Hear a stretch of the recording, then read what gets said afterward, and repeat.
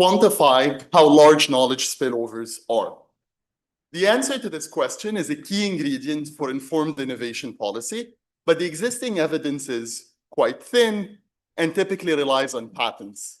And we know that many innovations are not patented, and we know that patenting systematically skews towards manufacturing. In contrast, my approach to quantifying knowledge spillovers uses data on firm dynamics that are more broadly available, but at the cost of my approach being more indirect and relying on the structure of my model. So let me perhaps start by telling you a bit more about this model that I'm putting forward. It's a model of growth through product innovation. Whenever a new product is created, its quality is drawn from an entry distribution. And the way I'm going to think about knowledge spillovers is as the source of improvements in this entry distribution over time. I'm going to show you that in the model, all else equal, stronger spillovers lead to faster growth across successive generations of new products. As a result of this, incumbent products lose market share faster and exit at a higher rate because they are competing with newer products that are getting better more quickly when spillovers are stronger. Another way of saying this is that in my model, stronger spillovers increase product turnover. However, the strength of spillovers is not going to be the only determinant of the extent of product turnover in my model. The model also features idiosyncratic product-level demand shocks, which, as in Hoppenheim, generate product turnover in of themselves. In this regard, I'm going to show you that data on exit rate by age are key for identification, for disentangling these competing drivers of turnover at the product level. And because the model features multi-product firms, which allows me to aggregate product dynamics to firm dynamics, I'm going to be able to do such quantitative exercises with firm data, which are much more broadly available than product data. My plan for today is the following. I'm going to start by telling you some more about the model. I'll then go over some empirical evidence I document using Nielsen barcode data to corroborate my modeling of product dynamics. And I'll eventually get to my quantitative results, where the setting is the universe of US private non-farm employer businesses, and where the key finding is that I back out sizable spillovers. To give you a sense of the magnitude of these knowledge spillovers, under laissez-faire, they lead to a gap between social and private rates of return to innovation of 11 to 28 percentage points. By the end of the talk, I'll hopefully deliver the intuition that such sizable spillovers are needed for the model to simultaneously match two key features of the data. First, the sustained entry of new firms with stable average employment per entering firm, and the observed exit rates among old firms, which are non-trivial. To get there, I need to start by showing you the model and the setup of the model. The model features population growth at rate eta and a representative household with the usual CES preferences over a continuum of differentiated products. This household inelastically supplies labor, which can be used for production, for paying the overhead, the product level overhead cost. This labor can also be used for the entry of new firms and for R&D by incumbent firms. My modeling of firm dynamics builds on Claricortum. Specifically, a firm is a collection of products. After paying the firm entry costs, the firm starts a single product, then does R&D to try to add new products to its portfolio. In the equilibrium of my model, just like in the equilibrium of Claricortum, an incumbent firm adds a new product to its portfolio at a constant rate per existing product. Finally, the firm exits upon the exit of all of its products. My modeling of product dynamics builds on Lutmer. Specifically, whether created by a new firm or an incumbent firm, a new product is a new variety. Its initial quality is drawn from an entry distribution, then evolves stochastically until the product's exit, which happens due to the overhead cost, reflecting the optimal decision by the firm producing that product to shut it down. And as I've already mentioned, improvements in this entry distribution over time are going to be due to knowledge spillovers. To formalize this, I'm going to build on another of Sam's papers, Cortum 97. Specifically, the model features an aggregate stock that I want you to think of as the stock of knowledge. That's why I'm going to denote it by K for knowledge. Formally, it's the stock of products ever created, so that its law of motion at time t simply reflects the flow of new product creations by entrants and incumbents. And this stock matters because the entry distribution is going to depend on time through dependence on this aggregate stock of knowledge. I'm showing you here the CCDF of the entry distribution from which the quality of new products is drawn from. So the CCDF is the probability of drawing higher than a certain quality Q. And you see that there are two key parameters. The first one, alpha, governs the thinness of the Pareto tail of this entry distribution. The other parameter, theta, I'm going to refer to throughout the talk as the spillover elasticity, because it governs the extent to which a higher stock of knowledge improves in a first-order stochastic dominance sense the entry distribution. In a world where the spillover elasticity is positive, what's going to happen over time is that the stock of knowledge is going to endogenously accumulate as we do innovation, which leads to improvements in this entry distribution. After the initial quality of a product is drawn from this entry distribution, it evolves as a geometric Brownian motion, with these Brownian shocks being the shocks, the demand shocks that I mentioned, that are going to generate turnover in of themselves. In my baseline quantification, I'm going to set the drift of log quality to 0 to focus on these shocks, but the theory is presented generally, and even in the quantitative exercise, I'll do robustness to beta not being equal to 0. This is the setup of the model.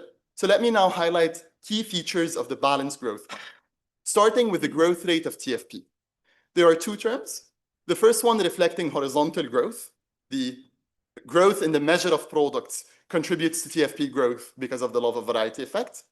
The second term is vertical or quality growth, reflecting that the endogenous accumulation of the stock of knowledge improves the entry distribution. In terms of efficiency properties, it turns out that when the spillover elasticity is 0, the equilibrium balance growth path is efficient. In contrast, whenever the spillover elasticity is positive, the equilibrium balance growth path features too little innovation, because each individual firm does not internalize the intertemporal knowledge spillovers. A firm does not take into account that by creating a new product, it's increasing the stock of knowledge, which improves the entry distribution in the future.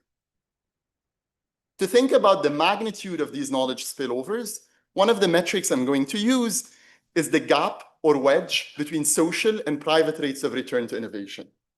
I show in the paper that along the equilibrium balance growth path, this gap is the product of two terms: the spillover elasticity and the rate at which the knowledge stock is accumulating, which in my semi-endogenous growth model is the rate of population growth. And this wedge is a metric of how much the entry distribution is improving over time in a first-order stochastic dominance sense.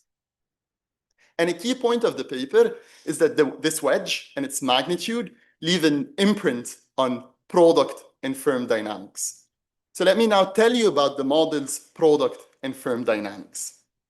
The product state variable is its quality relative to the endogenous exit threshold, so that the law of motion of this state variable is given by the stochastic differential equation on the top right corner. Using that law of motion, I prove in the paper that the hazard rate of product exit by age is governed by two sufficient statistics, which basically give the two sources of influx at the exit threshold, the two forces that might push a firm to shut down a product, the drift and the diffusion, both scaled by the thinness of the tail alpha, which governs how much density there is close to the exit threshold. That's why I'm going to refer to these two statistics as loosely product exit due to drift and product exit due to shocks. This is a characterization of product exit by age.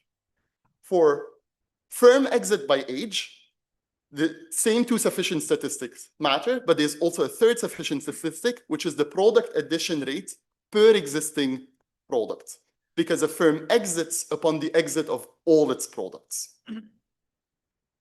This is the model in a nutshell. I want to now go over some empirical evidence I document using Nielsen barcode data to corroborate my modeling of product dynamics. For the first fact, I show you a bin scatter of the hazard rate of UPC exit as a function of the UPC's percentile in the within group or sector, if you will, distribution of sales. And what you can see in the figure is whether you look at the 1-year horizon or the 5-year horizon, there seems to be a lower UPC exit rate for UPCs with higher sales. This is inconsistent with product exit being a Poisson process and points in the direction of negative selection into exit at the product level, as my model features.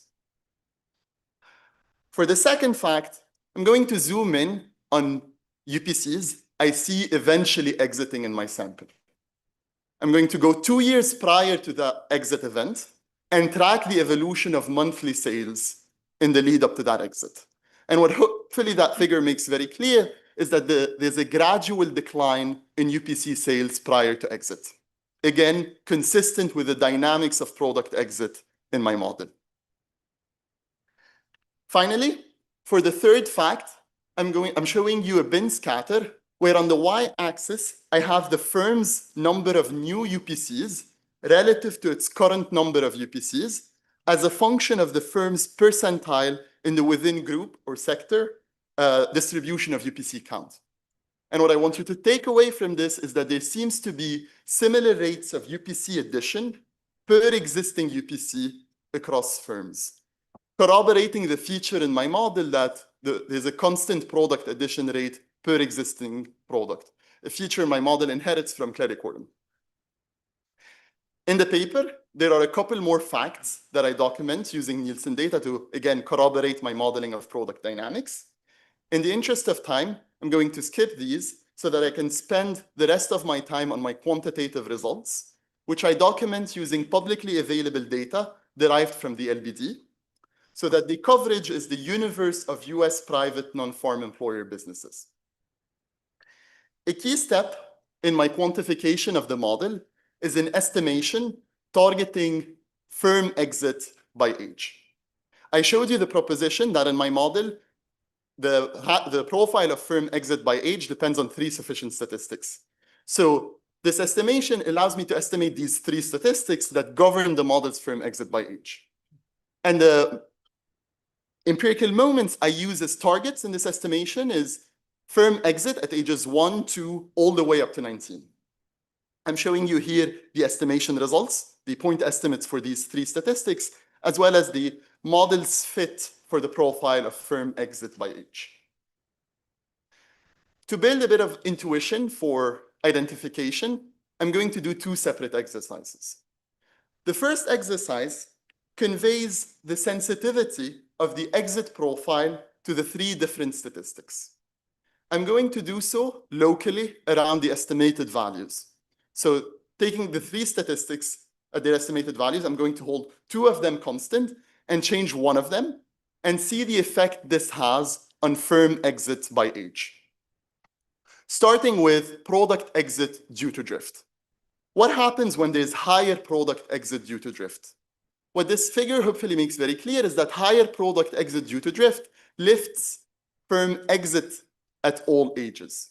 The way I want you to think about this is a force that's making all incumbent products obsolete more quickly. In contrast, higher product exit due to shocks has a non-monotonic effect on firm exit by age. Higher product exit due to shocks increases firm exit among young firms, but decreases firm exit among old firms. And the reason for this is firms that survive to be old have even more positively selected products when these products has had to survive more volatile shocks. Finally, looking at the effect of product addition rate, a lower product addition rate does not have much of an effect on young firms because all firms start single product.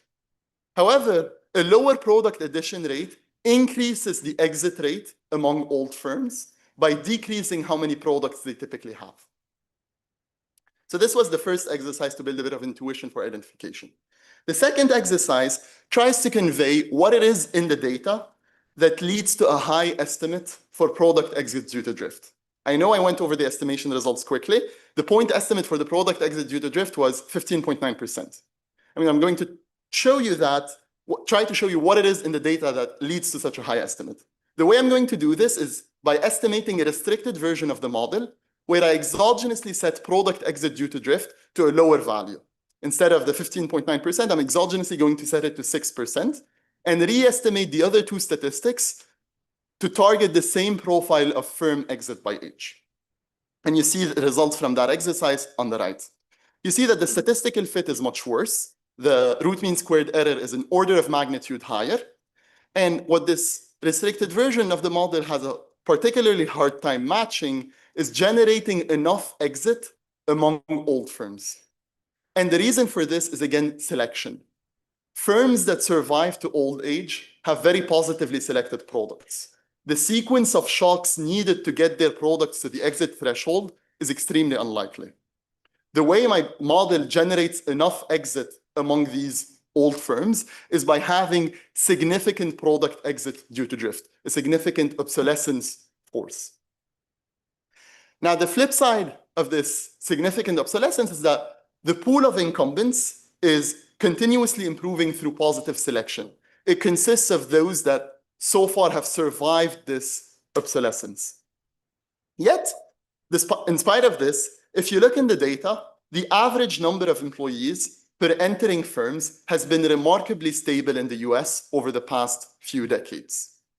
Rationalizing this feature of the data is going to require knowledge spillovers. It's going to require improvements in the entry distribution.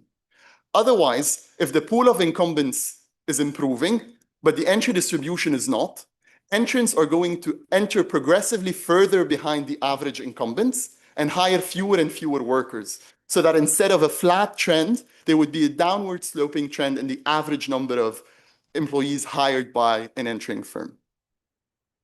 Now, what my quantitative model allows me to do is to back out how much improvements in the entry distribution you need in order to sustain this flat average number of employees per entering firm. Under my benchmark of beta equal to 0, so no drift in the log quality of incumbent products, I get that theta eta is 15.9 percentage point, which is the wedge between social and private rates of return to innovation under laissez-faire. Another way of thinking about the magnitude of these spillovers is by asking, what is the extent of under-provision of innovation? How much more innovation were the social planner like relative to the laissez-faire equilibrium? This requires pinning down a few additional parameters, which I do through calibration. And it requires taking a stance on the discount rate you want to use. For a range of reasonable values for this discount rate, you get an extent of innovation under provision by a factor of 2 to 3.4. So that in the first best, there's 2 to 3.4 times more innovation than in equilibrium. With this fuller calibration of the model, there are also two additional things I can do. The first one is robustness to beta not being 0. So basically drift in the log quality of incumbent products. And to bring down values of beta, I use a paper by Mark for the negative beta and the demand system from Hotman, Redding, and Weinstein for a positive value of beta. And I'm happy to go back to these during the Q&A. And this gives basically the range that I told you about in the introduction, the 11 to 28 percentage points. The fuller calibration of the model also allows me to show you that the model does a great job matching untargeted moments, including aggregate productivity growth, contributions of incumbent firms to aggregate growth, and the average firm employment by firm age. I'm almost out of time, so let me conclude by saying in this paper, I develop a new growth model. I'm keenly aware of the fact that I skipped the literature review slide in the interest of time, but it goes without saying that it builds on a lot of work by many people in this room. What I tried showing you is that the model tractably matches moments of firm and product dynamics with endogenous mechanisms. And it suggests that sizable spillovers are needed to simultaneously match two features of the data: the sustained entry of new firms with stable average employment per entering firm, and the observed exit rates of older firms. I want you to think of this as a complement to the limited existing evidence on the magnitude of knowledge spillovers. And despite taking a different route, it also points to the direction of spillovers being quantitatively important, which matters because it means there are potentially large welfare benefits from innovation policy. Thank you.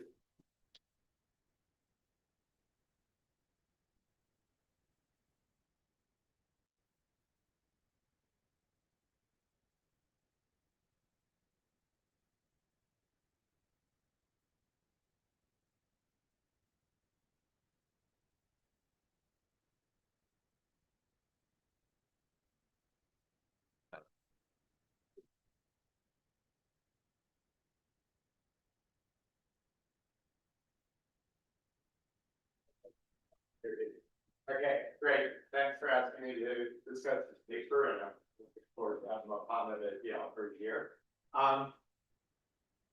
So this model is super rich and detailed, and I think that Mohammed did a nice job of presenting it for us here by just stripping it down. But I mean, it was quite amazing the amount of different elements that it combines in one thing in ways that I didn't think would work out very well, and yet they do. It's almost everything. And then with this very elegant model, and he then uses it as a tool for capturing or measuring knowledge spillovers in a somewhat indirect way. So because of that practice, I think I kind of started the paper being very skeptical about the quantitative part. Is that really what's the intuition and so on? And I'm a lot less skeptical now, having spent a lot of time on the paper. But that is maybe a warning to writing it in such a way that a newcomer quickly becomes unskeptical. I wanted to make a little joke here about hallucination. That reading the paper, I felt like I was kind of going into a coffee break, maybe throwing together memories from up to 20 years ago. Oh, there's Paul Rover. I was thinking, like, oh, wow. Oh, congratulations. Oh, there's Hugo and Buck. That's really cool. Oh, there's Cat. Oh, let me tuck your head around. It's so long. Yeah. And I'm very happy to be here. So, great. Really, this paper kind of a math of weaving together ideas from all over the world. Okay. Now, that it is kind of the engine of these research spillovers, so I wanted to put it up again here. So basically, when you in this model, doing research means just dipping into a distribution. And if theta was 0, that distribution would be unchanging over time. And it would just be the same old distribution when you dip in it again and again. Now, it is a little different than my work in that you get something even if you dip in, and it's not the best idea ever because these things the products are differentiated from each other. So there's more of a Romer type of variety aspect, but there's also a vertical dimension. Okay, so now there's this KT, which is the accumulated amount of past research, or how many trials you've taken for this distribution. And if theta is positive, then this KT builds up over time to keep shifting the distribution right. Now that is true. I used this specification back in my 1997 paper. It kind of came very late in the game, like think of like third round of reports on the paper, and can you think of a way to make the distribution shift? And I always, I would probably spend more time than I'd like to remember trying to think of a richer way to make the distribution shift. Because look at how this is it's sort of like, if the world were like this, it'd be great. It's kind of like research is done, now we know not to look there. We're never going to waste time over there. We're only going to look to the tail. And then it goes up again. Now we get to rule out all this area and only look out there. Now, probably what really happens is you do research and it makes you decide not to look there, which is a mistake, and it doesn't tell you not to look there. So I'm putting this out there, that's always something I felt like there should be a way to do that in a kind of less mechanical way than this.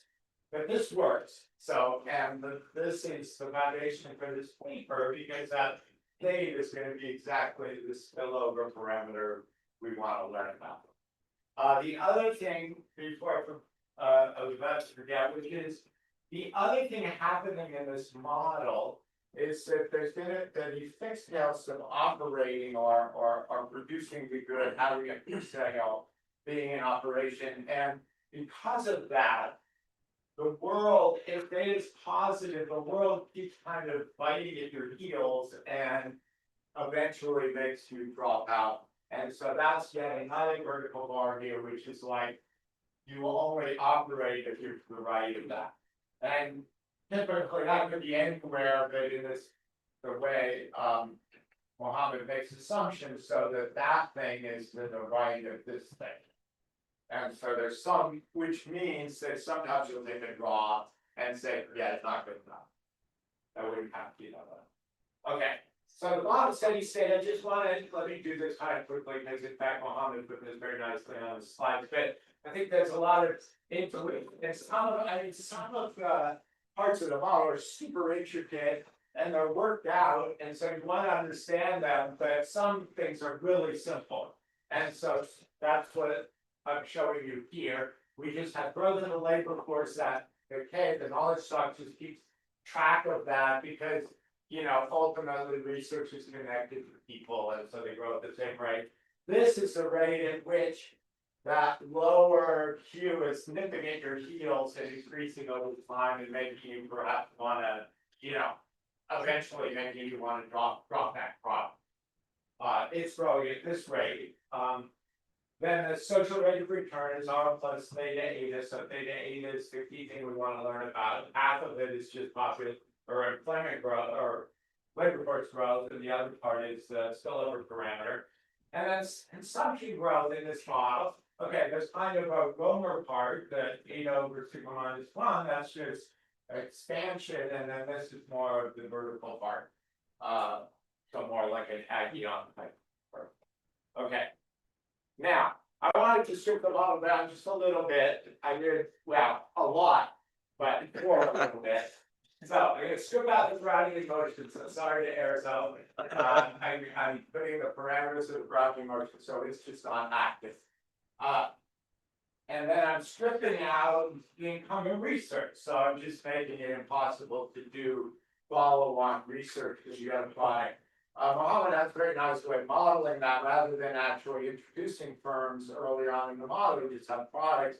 Products themselves allow you to do research to come up with new products, and then you have to talk about firms, and it's the same as if you introduce firms.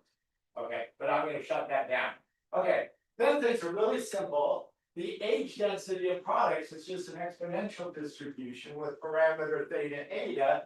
So therefore, the hazard rate is just theta eta, and that's exactly what he wants to learn about. So this is a way to, just in this very stripped down model, they're like, oh, okay, I see the connection. It's very direct between what we want to learn and this age distribution, which you're going to look at. If theta equals 0, so there was no spillover, products last forever, and then it's kind of Romer-like, and but it's also Mellons and Hoppenheim-like. And there's a nice paper by Swati Bingra and someone else, which kind of says in that world, things are optimal. So in a kind of Mellons type model, things are optimal.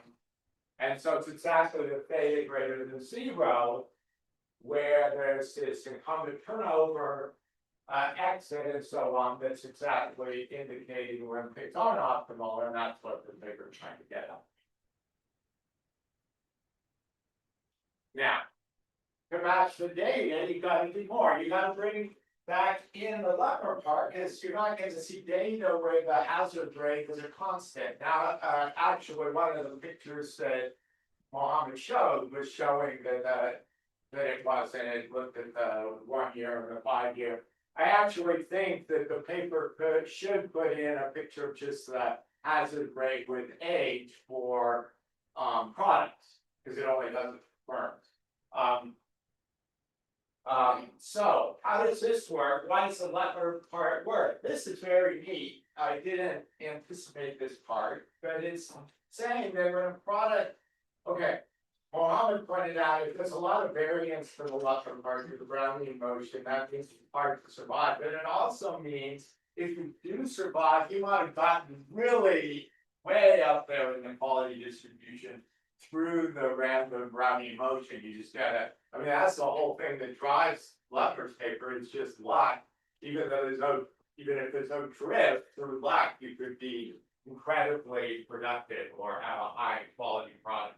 So that's what's going on there, and that tends to make it very unlikely that firms have been around a long time or have to survive, and therefore must have been lucky, will therefore not exit because of that loss. And at the same time, it means those young firms who haven't had time to get lucky could get unlucky because they don't have very high quality, so just a small downturn will send them below that threshold and make them exit.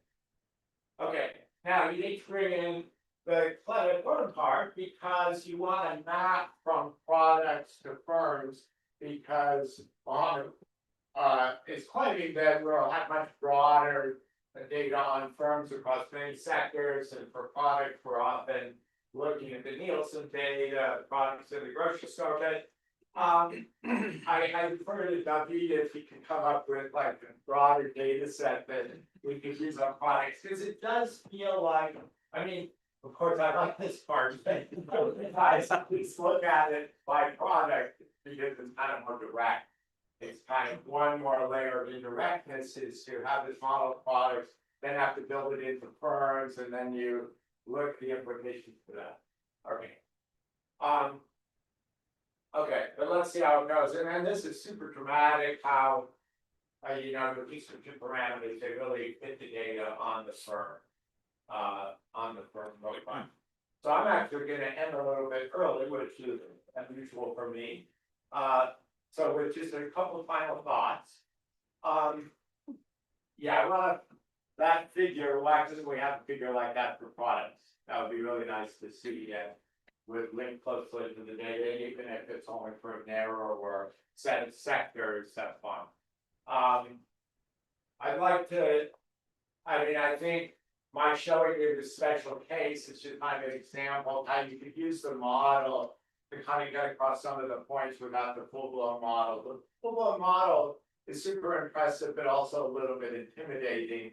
And some of the paper currently kind of gives the intuition before there's any model at all, and so then you can't understand it, or it gets to the full-blown model, and then you kind of lose it in the details.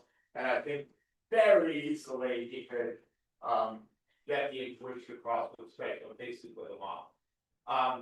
I think this paper, this is not my thing, but I think this would be a perfect place to have more qualitative evidence of case studies, more examples to kind of illustrate the kind of mechanisms of this model is bringing out in real life.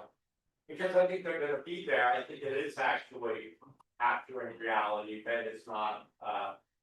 So that's, anyway, super impressive analysis. And let's leave a few more minutes for questions.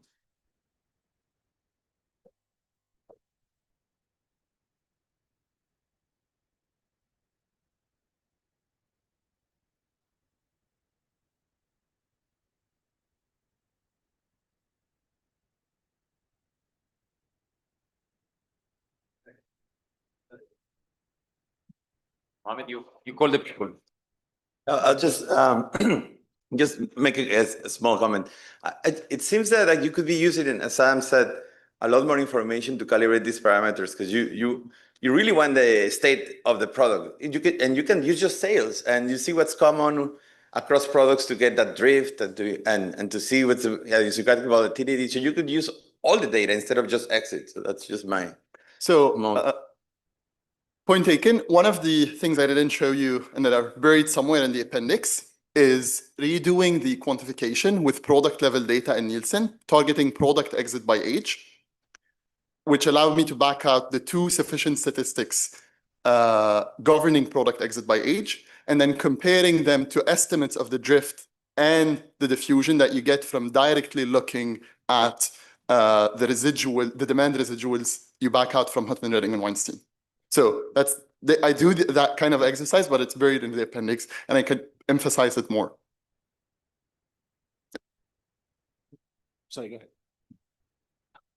I guess just a question on kind of the interpretation of the spillover effect, right? So basically it's about this exit profile of firms that these new products are coming in and thus have a higher quality.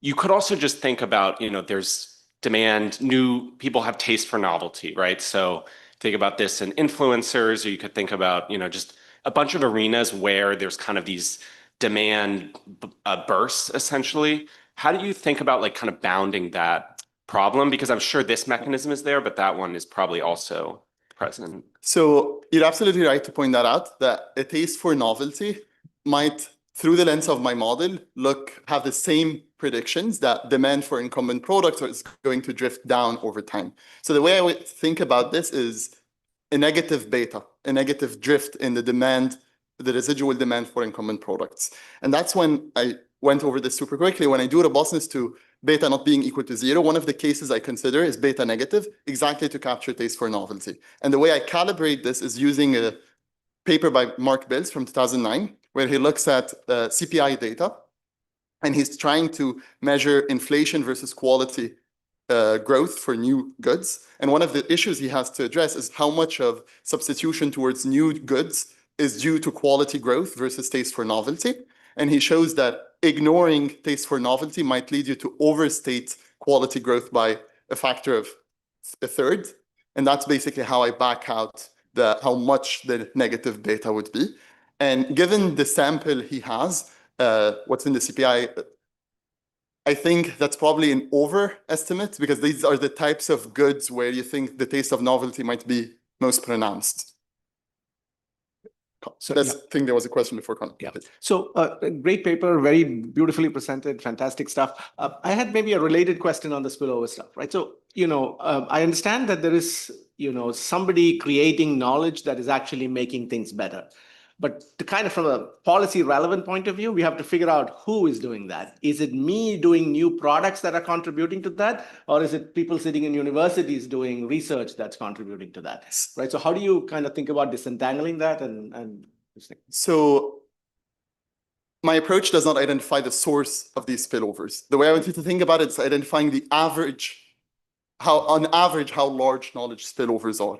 And I think the clearest way you see this is in the multi-sector version of the model, which builds on yet another of Sam's papers, Eden and Kortum, where basically the entry distribution, you have basically a knowledge stock from all the other sectors, and then you have a full matrix of spillovers from the knowledge stock in each sector to the entry distribution in my sector. And what I show is that product and firm dynamics in a sector are informative about how much spillovers a sector is receiving. So if you think about that matrix of spillovers, you're identifying a row sum. So you're not identifying who's generating these spillovers. But I show that if the tool the policymaker has is a uniform subsidy rate, that's all they need to know. So can I make one quick suggestion? So David, Sarah, Ezra, and some other guy, they actually look at product level data to try and see if there's product level spillover. Right. I think that's something you can use to kind of build up the case that it's one generation of products that's actually making, that shows up in the future generation. Yeah, that would be though within the Nielsen data. I think Connor had a question and then Daniel. I thought the discussion of exit by firm age was really nice. Can you say anything about exit by size? Because that's always been hard to get in Credit Quantum, but you have this common drift that affects even the big guys. And is that enough to get an occasional exit by someone like Walmart, or still not? So I don't think that's currently in the paper, but it's something I've looked at. So it depends how. So I think I've looked at even the product exit by size. If you look over 5 years and annualize the exit rate, you do get exit for products at the 80th percentile. But beyond that, you typically don't, partly because I have a Pareto tail at the product level. So getting the folks at the 90th and 95th percentile to actually exit is still pretty hard. But you still go much further than the canonical models. Great. Daniel. So I know that the room is already really crowded, but I was going to ask you to, even if not invite, but at least consider Lucas, Mole, Chris, JSC, and others. And so the way I understand those compared to what you're doing is that there are two ways to think about these types of spillovers. One is to assume there's some stock of knowledge like you're doing, right? They're telling us that, oh no, there could be one-on-one spillovers as well. I come in as a new entrant and I pick some idea from the crowd that is here. And so what that tells us is that you could not only just focus at the hazard of exit, but also look at the distribution of ideas, of distribution of size of these new entrants, and use that as a way of learning what the mapping is between the current distribution and the new guys. And so what I know that it's been many years from when I wrote that paper, but that's what I exactly did. Not only I was able to fit the hazard of exit by age, but I could also speak to the distribution of size of entrants. And it's a much simpler model. It's basically just a Hoppenheim model, but you could basically fit all of this. And then also what I showed was that the implications for spillovers are very different. The normative implications for whether you assume that there is a stock, like what you're assuming here, versus whether you're considering these types of diffusion one-on-one. So I was going to just ask you to consider thinking about these alternatives, because the data you can fit with a combination or only one of them, as you're showing here. So I agree that it's something worth thinking about. So one speculative feature of the data that points me in the direction of thinking about these spillovers and these knowledge stocks of being more global than local is that if you look at the profile of firm exit by age, within the US, across locations, it looks very similar. And that's a fact I know from Connor's, one of Connor's papers. And even if you look across countries, so compare US to Europe, the profile of firm exit by age looks very similar. Even in some of Pete's work with Chang, it looks very similar in Mexico as well, suggesting that this, at least in a very suggestive way, that this knowledge stock is global. So, Yeah, so you had this beautiful figure showing the entrance size distribution and how stable it has been over time, which I think is kind of like an amazing fact. And I think that, I mean, we discussed this a little bit yesterday, like a spillovers is a natural way of thinking about why has the size of new entrants remained so stable, because naturally it has to be the case that they have to be benefiting from this knowledge that is growing in incumbent establishments. So spillovers is one story, but I guess another story that would be slightly different is that a lot of these new firms are founded by people who used to work at these incumbent firms, and they're actually like paying for that knowledge by taking like lower wages and then go and starting startups that are different. And then that would be kind of like internalized, and that would be very different. So do we have any idea of like whether these new firms are created by people who quit these old firms, or are they created by bystanders that just benefit from these ideas that are out there? So I have to, in my data at the moment, I can't, because I'm doing everything with a publicly listed version of the data, I can't disentangle who's creating these firms, but it's something I could look into to exactly get at your point that to what extent are these internalized if they're basically created by workers who left the incumbent firms. So I was going to ask about the magnitude of the gap. If you take it at face value, does that roughly fit the R&D tax credit? I know that's kind of complicated because the incremental and it's not, you know, not everybody gets eligible, and it's certainly concentrated in manufacturing. But I just wanted to have a sense, again, assuming that the spillovers are coming from other firms and not academia, other workers, but just give us a sense of that. So that's, yeah, like that's one of the things that I'd love to be able to take a stance on. Of my model is saying basically how much under provision there is in a laissez-faire world. Currently, we do have R&D policies. How much of the way there they take us?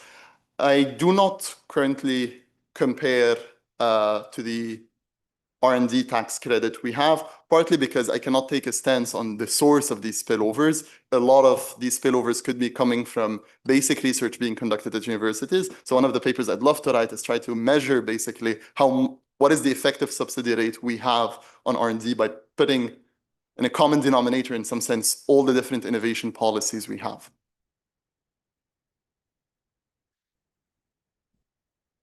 So in terms of the interpretation, I know that in the paper you look at different sectors, and so you estimate the model by different sectors. I was wondering if you try to do some sort of validation and try to see, for example, whether in sectors where we think the spillovers are larger by other methodologies, you also find that through like, your indirect inference type of approach, you find larger spillovers.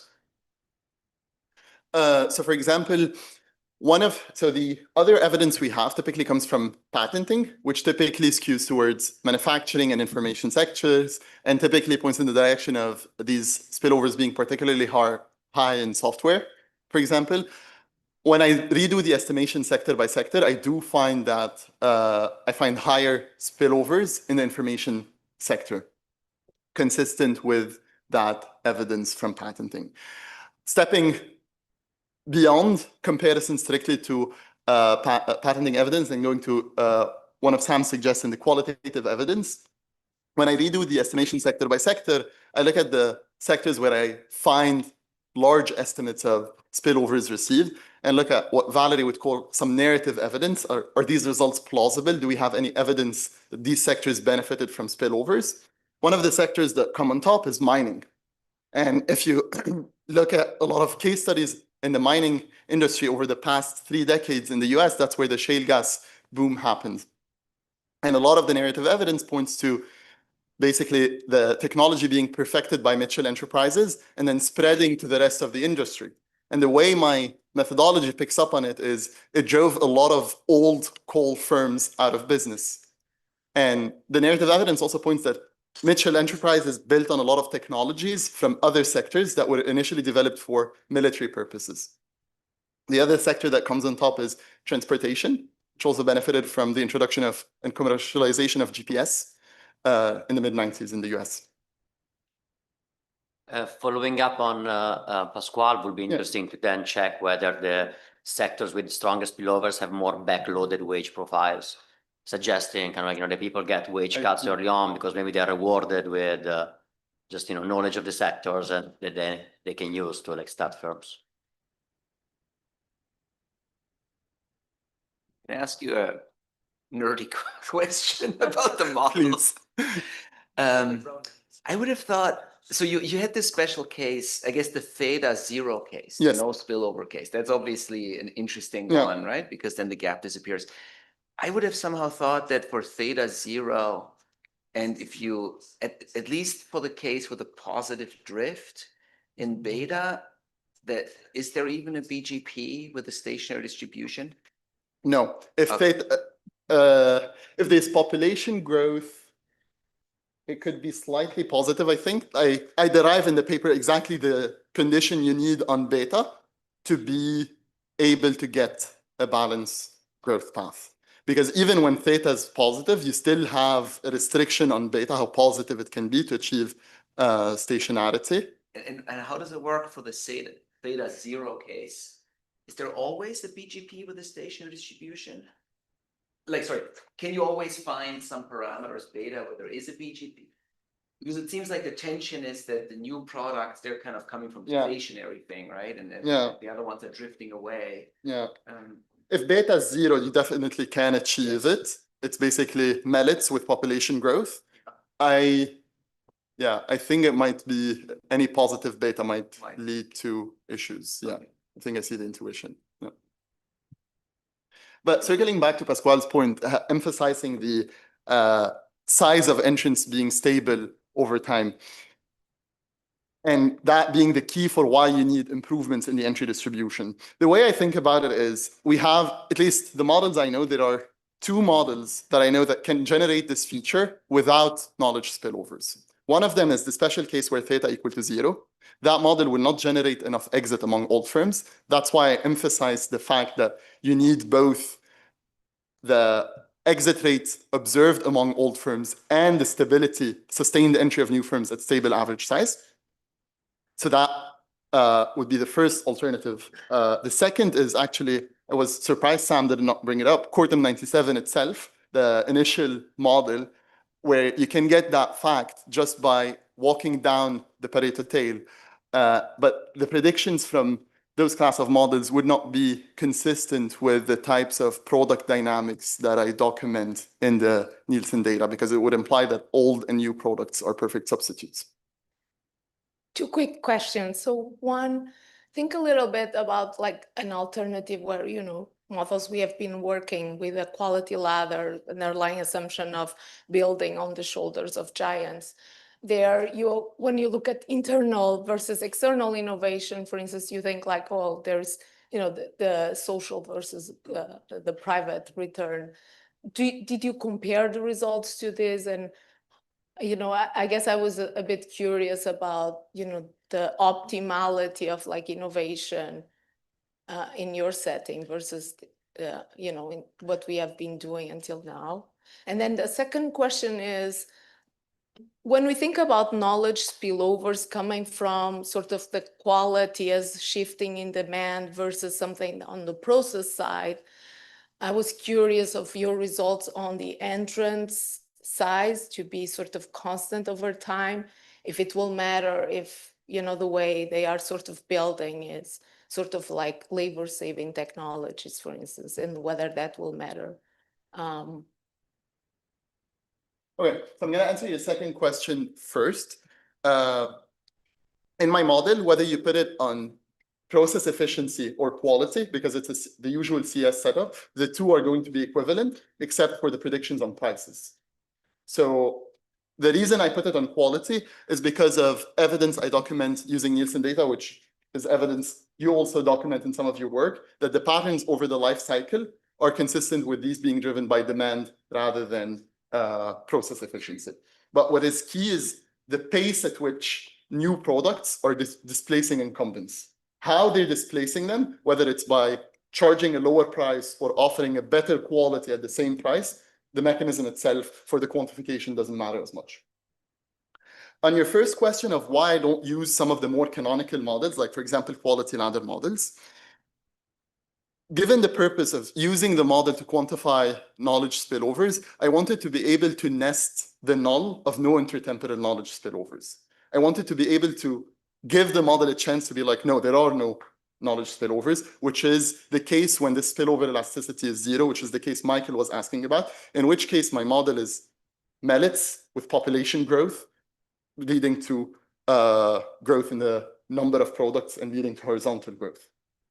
And that model cannot generate enough exit among old firms. In contrast, for example, quality ladder models, you're automatically assuming that there are knowledge spillovers because you're building on the last rung of the ladder. Lotmer 2007 and models building on Lotmer, you draw from the incumbent distribution. So you're so automatically assuming and baking in spillovers. And there are many variants of like tying the entry distribution to the incumbent distribution, which automatically puts in these spillovers. And the reason I went with the Quorum 97 is to allow for that possibility of no spillovers. Now, the way I set things up, so you're absolutely right. I get that the business stealing is offset by the uninternalized consumer surplus from new varieties. I don't want to take a strong stance on that being the case in the word. I think it's convenient for me for the purposes of isolating how strong knowledge spillovers are. The estimation of these elasticities, theta eta. There could be other ingredients for the gap between social and private rates of return, resulting from some of these forces not exactly canceling as in a CS word, which I'm open to.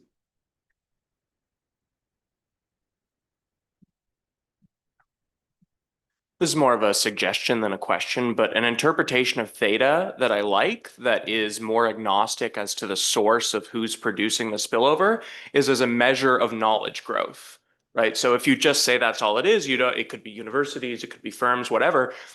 And that's useful because we think growth might be slowing down, but we interpret that from GDP growth is slowing down. And then we say, well, it's probably knowledge growth. But this could give us a separate measure that isn't just GDP related of the speed at which knowledge is growing. So it's a cheap comment to say do the calibration twice in different time periods, but time variation in theta could be informative as to whether or not there's a true knowledge growth slowdown. So I don't think it's cheap comment, and it's going to allow me to point out two things. The first one is I totally agree with the interpretation of, I would go maybe a step further of saying theta eta, the thing I focused on, is a measure of how much the entry distribution is improving. And I think this is robust to, for example, some model misspecification. If you want to move away from CES to a system of variable elasticity of demand, the way I'm backing out these elasticities is actually robust to not having CES. It's still, and the reason is that the stochastic differential equation governing how products' relative quality evolves is still going to be the same, so that the propositions I showed you characterizing product and firm exit by age are still going to hold, so that these elasticities are still correctly identified, so that interpretation of the results holds more broadly than the interpretation of the wedge as the gap between social and private rates of return to innovation. The second thing I'm going to point out in response to your question is that this profile of firm exit by age has been remarkably stable over time in the US. And this has been emphasized by earlier papers, so that if you redo my quantification in the 70s, 80s, 90s, you're going to get the same results. Which is why I actually use the profile. One of the reasons I use the profile of firm exit by age to estimate the model, because I'm taking the BGP to the data at the end of the day. Let me ask you a question on measurement and maybe a little intuition about this spillover at the product level. So for patents, some firms use just defensive patents, They just produce these patent tickets to, protect their businesses. In the same way, you would think that some firms just produce new products. Yeah, they wouldn't produce that much spillovers necessarily. Like, the iPhone with 3 cameras, the iPhone with 2, Coca-Cola cherry, Coca-Cola vanilla. So in the measurement and thinking kind of the model, how you think about, just a bunch of products that we see on a daily basis, they're not that much of innovative and they're not gonna drive that much of these spillovers. You're absolutely right that in the version of the model that I showed you, all innovations are symmetric in some sense in terms of creating spillovers onto the aggregate, because they all contribute equally to the stock of knowledge, and the spillovers come from that stock of knowledge. I think, and this is speculation because I haven't worked out that case, the results would still go through if you have heterogeneity in how much they contribute to spillovers, as long as that heterogeneity is not changing over time. If you have types, that distribution over types itself is not changing over time, then the results would go through. But I just don't have, because I'm not using patenting data, I don't have a way, I think, to discipline that heterogeneity of how much different products create spillovers onto others. Okay. Oh, Chad, you have the last question. Yeah, no, you have 50. No, you have more. Go ahead. Eric's question made me think of something. So your response was that the exit by age profile stable over time, which is interesting. This is identifying theta eta in Peters and Walsh and Hoppenheim et al. The labor force growth slowing down. Does that suggest theta's going up, or I don't know? That seems like an intriguing thing to think about. So one potential follow-up paper I'd love to write is, and it goes back to my answer to one of the questions, is the eta the same for these two things? Because if you think about the knowledge stock as being global, then the eta that matters is not the local one in the US. Whereas for Connor and Walsh, for the firm dynamics, the eta that matters is the US population growth, because for people, the firms are being created in the US. That's what's going to matter for entry and exit rates. Whereas the knowledge stock could be created anywhere in the world, and we might be building on it. Yeah, this is a great point. Michael and I were talking about this before. This question, like idea-based models, I think of it as a world of ideas. Global R&D is what matters. Firm dynamics, we often think about it as local. So is it the local population growth rate or labor force growth rate that matters, or the global one? Yeah, I think we need more work on that question. Absolutely. Okay, thanks. Let's go for coffee. Thank you.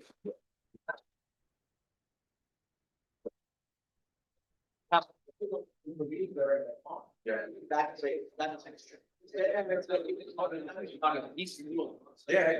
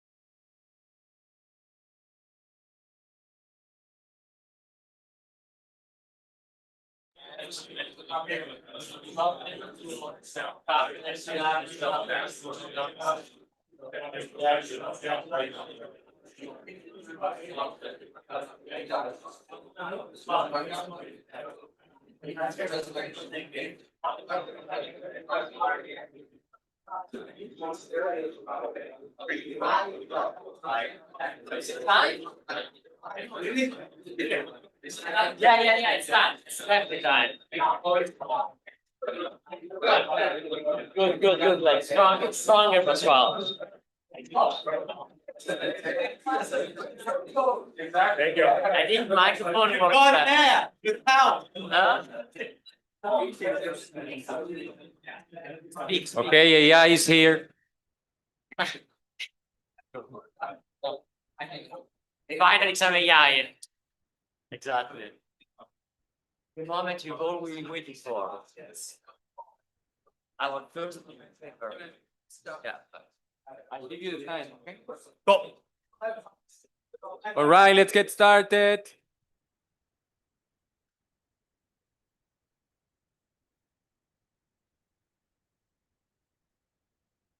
Okay, you can take it away. Good to go? Yes. Thank you to the organizers for putting this all together and putting the paper on the program. This is joint work with Tom Davidson, Tom Holden, who's an excellent PhD student at Columbia, rising second year. Keep an eye on him, and Anton Kornick. And the question we're after is, when does automating AI research produce explosive growth? So as we all know, AI is good at lots of things: coding, math, graphic design, customer support. But if you talk to the people in San Francisco, if you talk to the people building these models, the thing they are most excited about is automating themselves, automating AI research itself. So here's a quote from Sam Altman to that effect, and promising that by March of 2028, they'll have this done, kind of soon. So how can we think about the economic impacts of recursive self-improvement, AI automating AI research itself? Well, what we're going to do is take the standard semi-endogenous growth model, modify it to include a realistic but still tractable model of the AI research supply chain, the AI research supply network, in particular, taking into account feedback loops between software versus hardware. Software meaning OpenAI developing better algorithms, hardware meaning NVIDIA developing more and more efficient chips. So this schematic representation of the model is going to look like a bit of a mess at first, but I'm going to break this down into constituent building blocks and give you some interpretable lessons that I think you can take away. And underlying this in the background is more general networked semi-endogenous growth model with AI-driven automation, where we're going to spend the bulk of the paper developing this thing in generality, and then apply it to this software hardware model. I'm not going to talk so much about this generality today, though.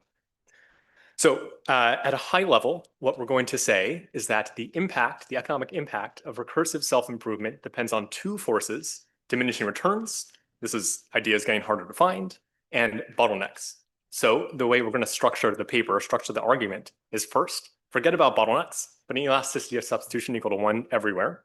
And I'll give you a clean analytical condition for the level of automation across sectors needed to produce explosive growth, where by explosive growth, I mean infinite growth in finite time, like a literal mathematical singularity.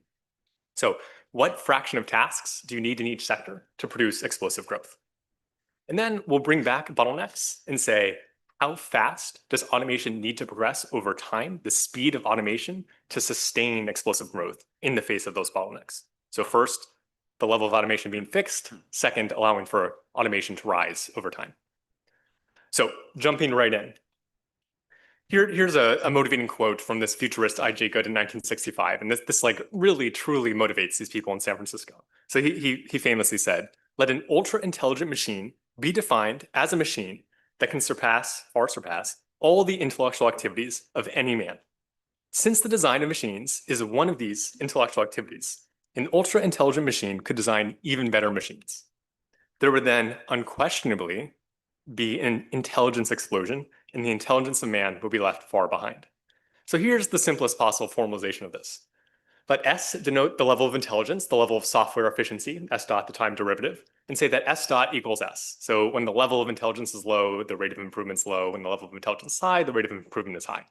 But we can generalize that, put an exponent up top, and I'll denote that exponent with 1 minus beta. So then, indeed, remembering your differential equations, if beta is less than 0, so if this exponent is greater than 1, so there's dynamic increasing returns, you indeed get a literal mathematical singularity, infinite growth in finite time. But if beta is less than 0, so that there are diminishing returns, then you get sub-exponential or even sublinear growth. This is just reminding us of the critical importance of diminishing returns. This is like maybe kind of obvious to economists. This is kind of just directly the Jones idea production function. Beta being greater than 0 means ideas get harder to find, but clearly not obvious to everyone in all contexts. So an important thing, important driving force. And then we can attach this thing to an economic model, allow software efficiency to feed into output, Y, labor here, grayed out, that we're taking labor as constant here. And then clearly there's an economic singularity if and only if there's an intelligence explosion. That's the first building block. Second building block. So it's well known, OpenAI uses chips to build better AI. It's increasingly the case that chip designers are using AI to design better chips. Researchers at Google, TSMC, NVIDIA using AI to design more and more efficient chips. So this creates a feedback loop where OpenAI uses better chips to make better AI. Chip designers use AI to design better chips, so on and so forth. So the way we're going to go after this is this networked growth model, where instead of there just being one kind of ideas, one kind of A, we're going to have two kinds of ideas. Software S, hardware quality H, and here I have them independently feeding into output. In this case, where they're independent, then the explosion condition is that either sector has increasing returns.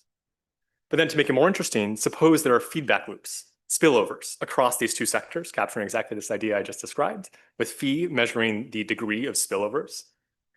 Then we will use the main mathematical proposition that we're just going to apply over and over again throughout the paper. Again, remembering some linear algebra, we can collect the matrix of spillover coefficients. That's this guy down here. And if there's an eigenvalue of this matrix greater than 1, then there's indeed an explosion. So if you grind through the determinant math, you end up with this condition relating diminishing returns versus spillovers. And if you stare at this for a minute or 3, you'll see that this condition is weaker than this condition. Spillovers, under the natural restriction that spillovers are positive, make it more likely that you'll have an explosion. That I think should be intuitive. That's the second building block. Third building block, economic feedback loops. And now we're sort of returning to more standard notation with A being ideas. So suppose that capital also feeds into output and capital accumulates a la Solo. This does introduce another feedback loop, but as long as there's not increasing returns to capital and goods production, that's not going to do anything for us.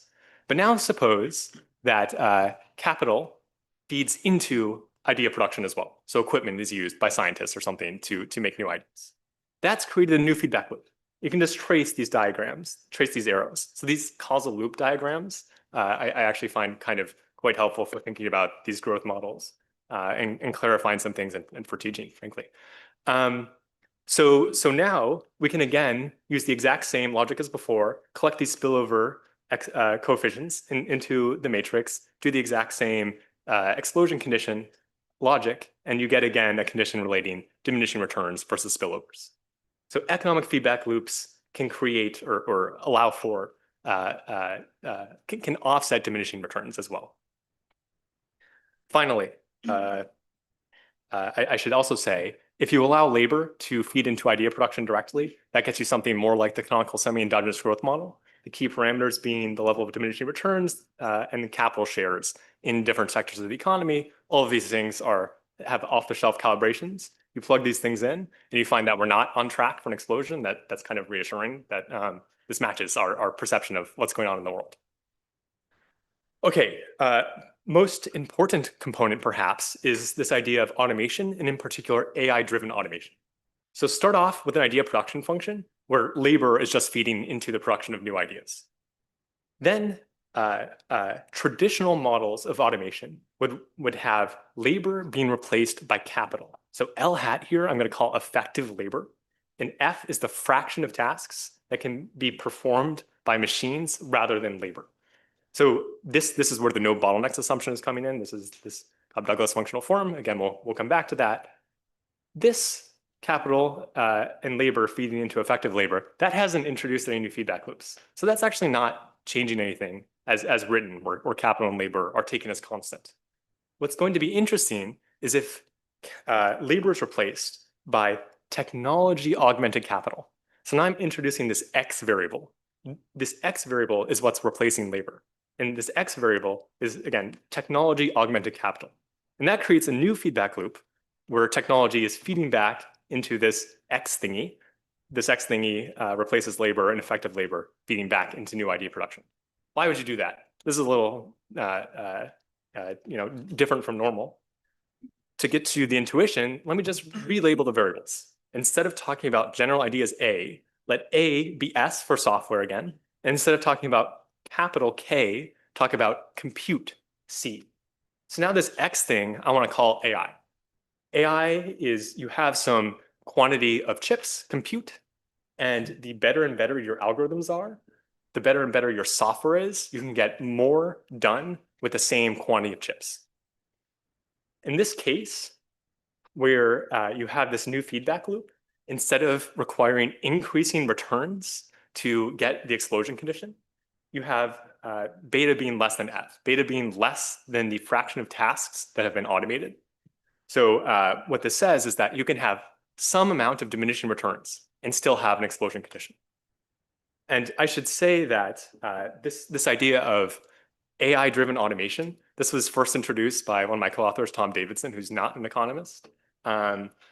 It's again, non-standard. If you go and talk to the people in San Francisco, they love Chad's models. They're familiar with these kinds of conditions. They'll talk about R being greater than or less than 1. It took me years to understand what the heck they were talking about because they had this different kind of AI-driven automation model in mind instead of more typical Zaire style models. I think this is right for these purposes, but it's something to keep in mind. So those are the building blocks. And I'll say that this condition, making the natural assumption that there are diminishing returns, that they're not increasing returns, can be rearranged to just look like this F over beta being greater than 1. That's kind of the R greater than 1 condition. I just mentioned this because you'll see this F over beta showing up a whole bunch in our big applied model. Okay, so those are the building blocks where the key steps are where are the feedback loops, how strong are the diminishing returns, how strong are the technological spillovers, where are the economic feedback loops, and the idea that automation triggers new feedback loops, again, with this bigger monster in the background. So with all those building blocks built up, I can now go through the actual applied model kind of rapidly and efficiently. So we're going to have one form of ideas, which is software efficiency, following the Jones law of motion. Software plus compute is going to be AI, this X thing, which I'll also refer to as AI labor. AI labor substitutes for human labor into this effective labor, L hat. Effective labor is used at first, or among other things, to produce output. So I have AI and effective labor with these I subscripts. That's because effective labor will be used in different sectors of the economy, and those I's denote which sector. For example, effective labor is also used to make progress in software, to make better algorithms. So this is the idea that OpenAI uses humans to come up with new insights and also increasingly uses AI to help develop better AI. Then we're going to have an economic feedback loop where higher output finances more investment in compute. That's like actually really important, I think, and it's kind of one of the central takeaways of this paper, I think, where the amount that the dollar spending on individual frontier models has been growing at 10x every 2 years for at least, or for more than the last 6 years. 10x every 2 years is like really fast. You start to like run out of GDP kind of soon if that keeps going. So this feedback loop is like kind of particularly important if you think that that trend wants to continue. Then we're going to have a second kind of idea, hardware quality. And this is going to be in a form of investment-specific technical change, allowing you to get more efficient chips. This is Moore's law. And that's also going to follow the Jones law of motion, where AI can automate NVIDIA developing better chips. So this is like the new part of the software hardware model. And then in the background, grayed out in the little corner, that's sort of the traditional semi-endogenous growth model. Jones 95 over there, where you have capital feeding to output and abusing terms, TFP referring to sort of general ideas, showing up in output. So once you add in the resource constraints, that's the model right there. Lots of feedback loops. Again, we can just apply our explosion condition, think about eigenvalues being greater than 1. And if you grind through the math, you get this condition. And this is where you're seeing these F over beta terms showing up. And what's going on here is that you have an economic feedback loop related to automation of output. That's the F sub Y. And then you have a bunch of interactions between economic feedback loops and technological feedback loops in the software sector, the hardware quality sector, and this like general TFP sector. And so if this thing is greater than 1, you're on track for explosive growth. Again, here we're taking the level of automation to be constant and these technological parameters as sort of given to us by God. So let's calibrate those parameters. Labor share is 60%. Diminishing returns in general research we'll take from Bloom et al. That's 3.1. In the hardware sector, Moore's law, again, we can take from Bloom et al. That's 0.2. That's a big gap. That's kind of interesting. Calibrating this for software is harder. Best estimates are that this is around 1, but this one is harder. And for more intuition on where these are coming from and why these are interesting, I'm happy to talk more in the discussion because this is important. But for me, something I totally not appreciated was just how big these gaps are, where diminishing returns are a lot higher in the economy as a whole compared to, in particular, hardware, also software, but especially with Moore's law, where Moore's law is this astounding doubling in chip efficiency every 2 years that's been continuing steadily for 60 years, that has required more and more researchers or capital going into semiconductor research. But the level of diminishing returns, the amount of new researchers that are needed to sustain Moore's law is much less than the economy as a whole. So that's kind of interesting. So automating 1% of the chip sector has like 10x the effect in this sense as automating science as a whole. So then you can do little empirical exercises, like take this equation very seriously and say, if all other sectors have zero automation, how much do you need to automate the software sector to be on track for explosive growth? Well, you need 100% automation. That's because there's a 1 in front of this FS. Or the hardware sector, you only need to automate 20% to be on track for explosive growth. Or you can do all these other combinations where here I say, suppose that each of these are automated equally. How much do you need to be on track for hyperbolic growth? Or you can say, how much do I need to automate to double the balanced growth path rate of growth if you don't like this hyperbolic extreme case? And given the convexity that results in these network models from the onto inverse, you can see that the amount of automation needed to double the balanced growth path rate of growth is quite close to the amount of automation needed to put you on track for hyperbolic growth. Okay. Oh, I should say, in the paper, we do other simulation exercises. These require additional assumptions to get these going.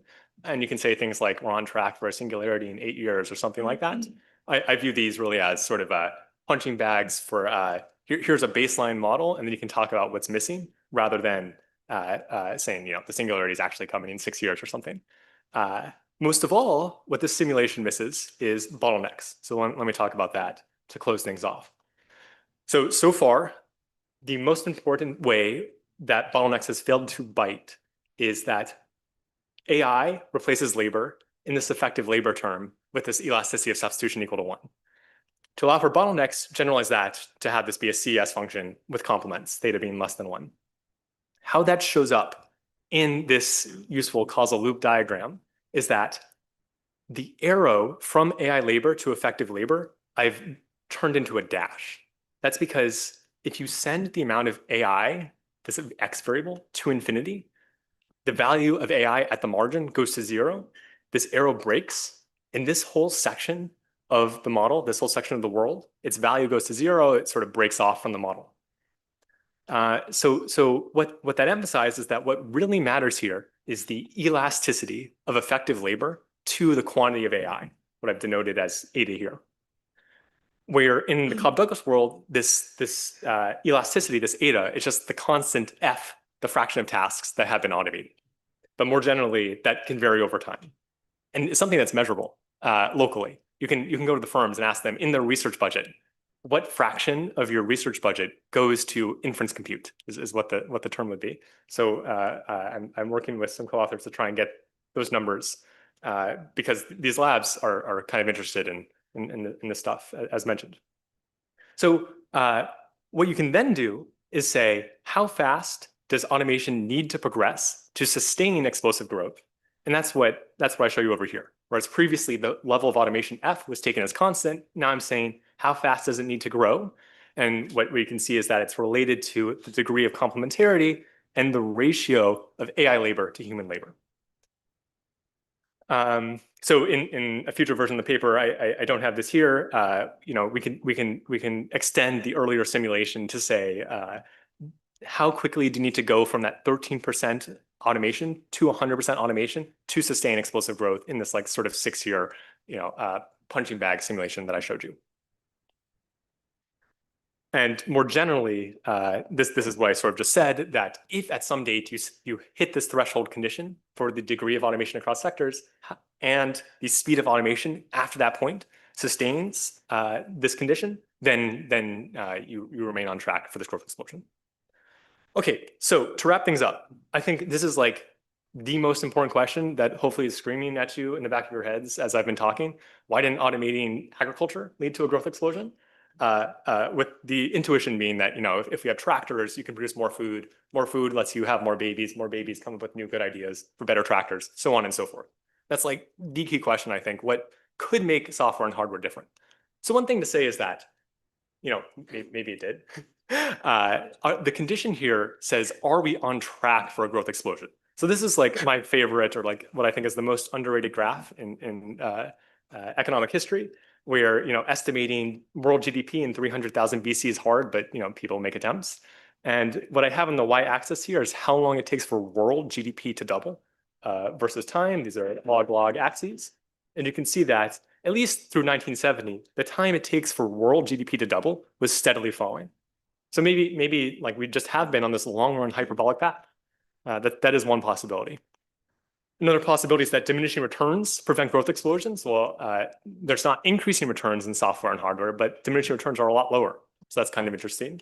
And then last, bottlenecks. I emphasize bottlenecks on the production side.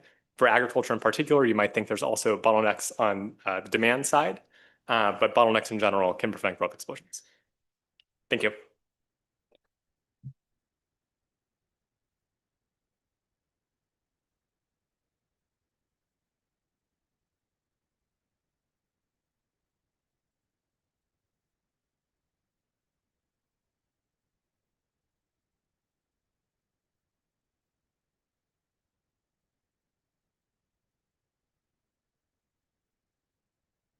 Okay, so thank you. Thanks to the organizer for asking me to discuss this paper. Interesting paper to think about. So I guess the paper, as you all see, is about the singularity, when we might see it and what you might find. And if you ask people around you, you'll find all kinds of different views about whether this is coming, whether it's there, whatever. So there's a recent open letter that was published that said, AI is this unprecedented transformation that's potentially larger than the Industrial Revolution. That's happening in a vastly shorter time frame. It's big stuff. I think it's not crazy to think this is one of the bigger developments in growth that's happening. On one side, you have the for lack of a better word, techno-optimists that think that this is going to lead to explosive growth and potentially infinite output in finite time, following exactly the type of logic that Basil laid out. On the other side, you often will see also called a grumpy economist that says, well, do we see explosive growth coming? Is there any sign of this? Where is this growth? Where are the expectations of growth? Haven't we seen transformational innovations before, like electricity, for example, that didn't lead to explosive growth? Why is this so much different than those other transformations? So there's a big range of views. We don't really know what the future holds. Let's try to make a little bit of progress here. When people think about taking this argument of the technology seriously, there's a bunch of different channels that people have put forth that they have in mind. AI makes research more productive. AI makes AI more productive. It'll help us automate more stuff. It'll help us do more with what we automate. Where do we look to figure out what's going on here? So again, so the way I think about this paper, there are a bunch of examples in the literature about where we might have a singularity. I think of this paper as one is first like I'll call it a unifying framework for lots of different models that we put together in one place. I think very clear condition about when you get finite infinite output and finite time in the model. There gives some calibrated examples suggesting maybe it's not so far this singularity. I think of these as more kind of like a thought experiment with some numbers that we're not really sure, but we'll just put some numbers down and see this week. And then the hope is that this type of paper will give you some clues about, you know, if we're moving toward a world with explosive growth, what should we look for in the data? What kind of co-movement should we see in the data? What things should move together that give a sense that we're moving toward this world that's different from what we've seen before? This example that Bez gave in the beginning is a kind of the natural example to give. It's very clear in a world where there's just one variable that's moving. It's very clear what conditions are they get a blow up in finite time, right? You have this simple, this is like a version of an AK model, I guess. Here, without depreciation, if the production function has increasing returns to scale and capital, well, you can just solve out very easily what the path is, and you can see that if the production function has increasing returns to capital, then just follow this out. You can get explosive growth because the exponent is negative, and then the thing inside the brackets is going to go to zero, and that at some finite time. So 0 to a negative power gives you infinite growth. So that's very clear. That's an AK model without depreciation. With depreciation, it's a little bit more complicated, but not much more complicated. You can still solve what's going on. The condition for when you might have explosive growth is exactly the same. When you have this rho is bigger than 1, the only difference is you need to start out with enough capital to get on that explosive path if too little you don't. But the condition is exactly the same, and that's going to hold true throughout the rest of the model. Okay. I'm going to spend a little time relating this to models that we know well in growth and ideas that we've seen before, and kind of go back and forth between the two. So many of you might have seen this. I've seen this slide by Chad many times of that if you go through the growth models that we've seen, they all have this property. There's kind of this like linear engine of growth somewhere, right? So the Solo model has linear exogenous technical change. Romer has linear technology, linear law of motion for technology. Lucas has linear law of motion for human capital. Semi-endogenous growth models have the linear law of motion for population. Those are all like the engine of growth does that. And linear is the key thing that this rho is equal to 1 somewhere, right? That's the key thing that shows up all over the place. Sometimes you have these more complicated economies. So Sergio Rabella wrote down this model in the early 90s where say, well, we're going to have an AK model that doesn't make so much sense. So we're going to write down a regular, Cobb-Douglas production function, but we're going to make the investment equation be linear in capital. And there you get endogenous growth as well, even though the output equation doesn't give you that. You could put these kind of together, and I think the nicest formalization of all this is Jacob Growiak had a nice paper where he looked at if you have a model where you have a bunch of x's are your variables that are growing over time. They follow some law of motion. You look at some matrix of the elasticities of these laws of motion. There's a necessary condition for when you get constant growth, which is when this matrix of elasticities minus identity matrix is singular, which has an eigenvalue of 0, which matches the rho equals 1 before. So it's the eigenvalue which Basil mentioned is a key thing. Eigenvalue being equal to 1 generalizes this point by Chad Jones to all the different models you might write down that generate constant growth. Here we have so the game is going to be kind of similar. I'm going to play a Jacob Growiak's game here. You have a bunch of different factors in the economy. You have capital, you have different types of technology. You might have many different types of capital. They all follow some law of motion. If savings rates are constant and the allocation of factors across activities is constant, you end up with this simple, again, similar to Growiak, these laws of motion should be x dot over here. Laws of motion for each of the variables in terms of all the other variables in the economy, and we can just study that thing. Okay, so lump together your A's, your K's, it's just these X's. These are all your things that might be accumulated over time. And we'll play that. And you have this simple result, I call it here. So is that the spectral radius of the matrix of Cobb-Douglas coefficients is going to be the key thing in terms of whether you explode or not. I think this is the kind of thing that would come very natural to someone like Ernest. The rest of us need to work a little bit with linear algebra, but it's not too hard to get this. If you look at kind of the right transformation of variables, you get this comes out really, really naturally and really easily. So in this case, suppose that the spectral radius rho of this matrix of coefficients is larger than 1. There's a way to combine the different variables in your economy according to you combine them according to the eigenvector associated with that, and you follow how that combination of variables evolves, and you have a kind of simple one line prove that if rho is bigger than 0, you're going to get explosive growth in finite time, right? This combination of variables is exactly this one variable you need to follow that's going to explode. Depreciation doesn't change the argument too much. You just do a simple change of variables to get the similar argument to what we did earlier on. So if rho is bigger than 1, you're going to get you have this lower bound that is exploding. If rho is less than 1, then you can do a similar.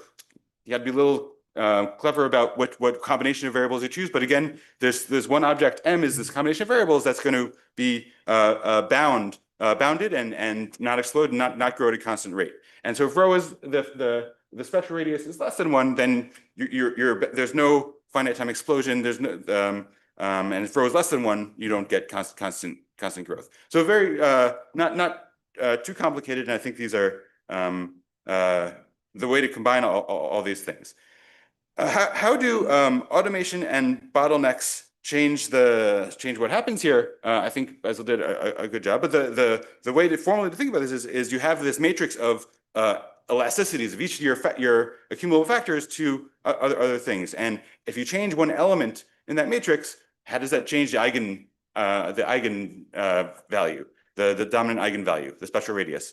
And there's a simple formula for that depends on the eigenvectors there, and you find that if this matrix G is irreducible, then you get that always if you increase one of the elements of this matrix, you always get an increase in the spectral radius of the system. So automation makes so these x's, remember, are your reproducible variables in the economy, things you couldn't accumulate. If any of the coefficients of those gets higher, you get more growth in the economy. The spectral radius goes up. You're more likely to get explosive growth. You just gonna do that, right? So automation is just one way to increase in these laws of motion, increase the presence of capital and increase the presence of this technology and increase these elements in these matrix, and that just is going to mechanically raise the spectral radius, and that can push you toward explosive growth. The bottleneck weak links is kind of the same thing, but it's not coming from a change in technology. It comes from, or you can think of these output elasticities in this, these G's, the output elasticity of different factors. You accumulate one, if things are complements, the share of whatever you accumulate, the share of that is going to go down, and that's going to make it less likely to get explosive growth. So complementarity makes it so things that are growing, the share of them shrink, and that's you get a decrease in the spectral radius. Okay, so I think that there's some thinking about those both of those elements. There's actually some interesting antecedents to them, not with explosive growth, but in thinking of just where does growth come from. Go back all the way to Solow. Actually, had a version of this in his original paper. I don't know how many people read this paper anymore, but he had a version toward the end of the paper where he says capital and labor are substitutes. Suppose there's the capital labor substitutes. If the savings rate is low, then you have the usual Solow model without any technological change, and you get a balanced growth path. But if the saving rate is high enough, you can actually get endogenous growth in this model. How does that happen? Well, if the saving rate is high enough, I save a lot, the capital I have is going to increase, and if capital and labor are substitutes, the capital share is going to kind of grow up over time. And if the capital share is rising and rising and rising, then eventually the capital share goes to 1. I'm in an AK model. Okay, so that's a world where this, I guess the opposite of bottlenecks is because capital and labor are substitutes is making it so that we have a phase transition from a place where rho, I would call it, the radius of the model is less than 1, so you don't have growth, to rho being 1 because of this, again, the opposite of bottlenecks. So that's a phase transition coming through the law of motion for the reproducible factors has the spectral radius changes. There's another nice paper by Pareto and Cedar, which again is in some ways similar. So the paper thinks about not just capital being the thing you can accumulate, but physical capital and human capital being two things you can accumulate. They have a model where you can do R&D to make those two human capital and physical capital more important in the production function. And similarly, this kind of technical change is going to, if this replicable stuff, human capital and physical capital, get more important in the production function, you can go for a world with no growth to a world with constant growth. And again, that's a similar mechanism, right? The share of the replicable stuff is increasing, and that gives you, pushes you to a world with I'll call it the spectral radius of this matrix goes to from less than 1 to 1, and you have a completely different world. You have a world with growth. Right, both of these models start with a spectral radius less than 1, where you can't get growth, and these mechanisms push you to a world with growth, with a spectral radius of 1. This paper is kind of thinking about going past that case, and when would you, when would you not? There's another example, which relates to this in several ways. So if you think about like Malthusian growth, moving from Malthusian growth to modern growth, right? World where output takes labor and land, and then instead of land being so important, maybe capital is more important as well, and we move from a world with maybe diminishing returns to scale to a world with constant returns to scale, or the role of the reproducible thing is more important in output, and we can go to a world with, we shift from a non-reproducible factor to a reproducible factor that raises the spectral radius of the economy and maybe pushes us toward growth. Okay, so there's another example of where these things can change over time. I always think, whenever I think about the singularity, I think about Malthus, because he was exactly the guy who, right? He had a great model for the way the world was for, as long as we can ever remember. And he wrote down that model, and as soon as he wrote that down, the world changed. And I don't know if I should call it singularity or a phase transition, but like whenever I become a grumpy economist, I say, well, I don't know, maybe I'm thinking like Malthus, and I'm missing what's in the world. So it's good to have that in the back of your mind when you're thinking about these papers. There's also an interesting when you think about the role of the labor share here. So again, labor is the non-reproducible factor here. Labor share, again, it's lower now than it was in like the middle of the 20th century, right? What do we make of that? Is that a sign of automation? Is that a sign of that we're moving toward this world with a higher spectral radius, let me call it, where we might be more explosive? So it's kind of interesting. If you look at Pasquale's work, when you think about a falling labor share, maybe you think that's you might worry about distributional concerns. Maybe it's not so great for labor. Look at this paper. Falling labor share is exactly what you want if you want explosive growth, right? You want to automate everything, get everything to be the reproducible factor, not the there. So we see now, I don't know, maybe the last couple of years, maybe the labor share is falling again. Is that a sign that faster growth is coming? I don't know. And who knows? But in the past, when we have seen lower labor shares, it's actually been a time of lower growth, not higher growth. Lots of things are going on in the world, so who knows what's causing what? Let's think a little about when you're looking for signs of the model. Seeing it probably maybe wasn't a great explanation of these times in the data when the labor share was falling and growth was low. Do I have time to talk about this? Yeah. Okay. So this is kind of a mathematical point, which I think is kind of interesting. So when you think about, so if you think the key thing for constant growth is a spectral radius of 1, and explosive growth a spectral radius of just above 1, are we just on the edge of explosion? Like, just need a little bit more. Like, we just need a little bit of automation that's going to push us over the edge. We've had just the right amount of automation for 200 years. Now we're going to have just like that. That's pretty wild. So I know when there's an interesting, when you go through the linear algebra, there's actually an interesting point here that I always thought of as like a footnote in these theorems, but it's actually important here. So if this matrix G of these output coefficients, if it's irreducible, if the matrix G is irreducible, what it means is that like any sector has feedback into any other sector in the economy. If that's the case, then there's any time you increase the share of anything, you're going to increase the spectral radius of the economy. That's going to make the economy grow more. So any little bit of automation is going to make the economy grow more. If G is reducible, that turns out doesn't have to be the case. What does reducible mean? It could be like they're like different blocks of the matrix that may not speak to each other.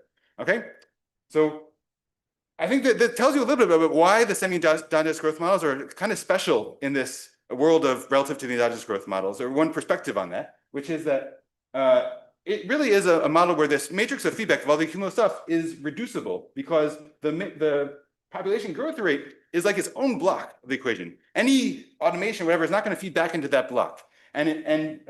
So you just don't get that kind of feedback. I mean, it might be that the other block of the economy has a spectral radius less than 1, and maybe you get so much automation that eventually the spectral radius of that block gets bigger than 1. But without that, a lot of automation you can have a lot of automation which increases the spectral radius of that other block without changing the spectral radius of the matrix as a whole, because it has this separate block of population growth. And so I think that's a little bit why the semi-endogenous growth models are pretty special in this environment, and why automation in particular doesn't change the level of output in semi-endogenous growth models, but not the growth rate. Okay, it's very challenging to calibrate these models. Some of the holy grails in growth for many years has been like, what are the scale economies in aggregate production, scale economies in research? Are there diminishing returns to these reproducible factors? These are incredibly important, incredibly challenging to get, and not that many people are working on it because it's very hard to do. There's one, the Bloom et al. Paper is a quixotic attempt to try to do it. It's really hard to measure those. It's hard to measure the outputs and inputs of all these things. There's all these endogeneity problems which we haven't even begun to deal with. Right? We know we probably should be regressing outputs on inputs, but what are we going to do? So in principle, disaggregating helps, right? So in a lot of contexts, if you could take the aggregate stuff that's hard to get a handle on and you can disaggregate to other stuff, you can get a handle on things you can't actually estimate. And you get better variation, better measurements, stuff like that. And this paper does take this, to the problem of, well, do we want to get this spectral radius of the whole economy to just these, returns to scale in these individual equations for hardware, software, whatever. I think that's it's progress to disaggregate, because I think you get more of a handle on things. It's still, I don't know, how much confidence do we have in these numbers? I don't know. Like the calibration, as Basil mentioned, leans very heavily, like this idea that we're very close to singularity leans very heavily on this diminishing returns to hardware. You can really easily tip into increasing returns with automation, with just a tiny bit of automation because of the pressure. Do we think we have the right number? I can't confidently say it's the wrong number, but my confidence in intervals are very large. It's tricky because if we disaggregate further, it'd be great to know how these lessons translate. Like we have this idea that, again, this first quote: if Claude makes Claude better, is that enough in the economy, right? That's the idea we have. Claude is making Claude better. We know that's happening. We know it's happening really fast. There's an explosion there. Is that enough to get the whole economy to explode? Claude is like a very micro. It's a one firm thing. The more we disaggregate in the economy, the more all these issues of like these bottlenecks and substitution both become really relevant, right? So this extrapolating what we have right now into like this growth path into the future leaned very heavily on that Cobb-Douglas kind of specification. If we have all these like weak links and substitution, it's really hard to extrapolate, right? This is the kind of the beyond Holton type of logic, and so it's really tough to know what is the right level at which to do this analysis, where you can have both confidence in the numbers you have, but also maybe you don't run into this problem of that the elasticity substitution being crazy. So anyway, predicting the future is really hard to do, and I don't feel very confident doing it. That said, even if there's a lot of uncertainty about what might come, I think we should do the best we can to use the tools we have to try to say something intelligent about it, as opposed to just in the air. And I think this paper does a nice job of taking kind of organizing this discussion around certain objects, so we can have a more disciplined discussion. I think that's progress. Thank you.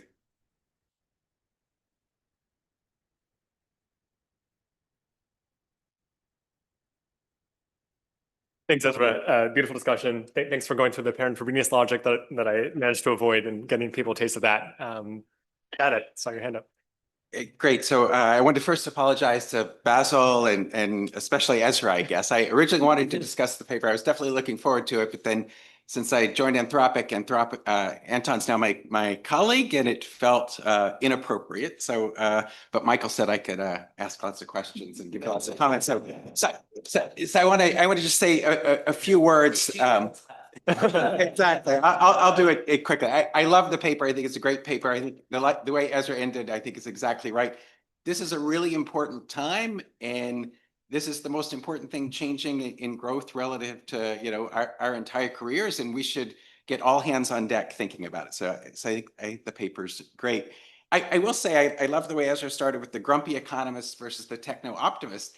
And for my entire career, I'm like solidly in the grumpy economist category. You know, straight line on a graph, 2% per year, nothing can change the growth rate. The paper with, you know, Philippe and Ben was the first time I realized, oh, actually, even in my view of the world, the growth rate could accelerate and explode. And so I think that's something to take seriously. In my new work with Chris, so we're presenting tomorrow. So I hope all of you are around tomorrow. I was feeling bad, like maybe we should have had the paper on this program instead of that program. And there's going to be a great discussion too. Yeah. But the way I sort of reconcile my grumpy versus techno-optimist personalities is weak links. I think weak links is the wedge in between. So I just want to talk a little bit about that really quickly. So the Cobb-Douglas structure here, it's the thing everyone starts with, and it's incredibly useful to start with it, but I think it's fundamentally wrong. And so like one way to see why I say that is with Cobb-Douglas, if you've got a bunch of tasks, if you make any of them infinite, you get infinite output. So do we think like, you know, Moore's law has been making compute almost infinite. You and I have 100 million times the transistors in our pocket relative to what, you know, the 1970s had. And, you know, whatever the exponent is on compute, you know, 3%, 4%, 100 million to the 3%, it's a huge number. We're not that much more productive. We're 2 or 3 times more productive. And why? Because we're bottlenecked by all the other weak links. So I think the sigma less than 1 is the view you have to take.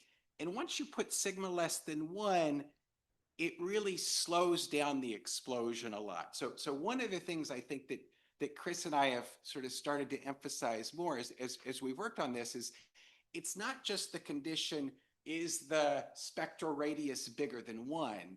It's also how much bigger than 1 is the spectral radius. So just to make that point, if you've got a simple linear differential or simple differential equation, x dot equals x to the phi, make phi 1.5, so it's exploding.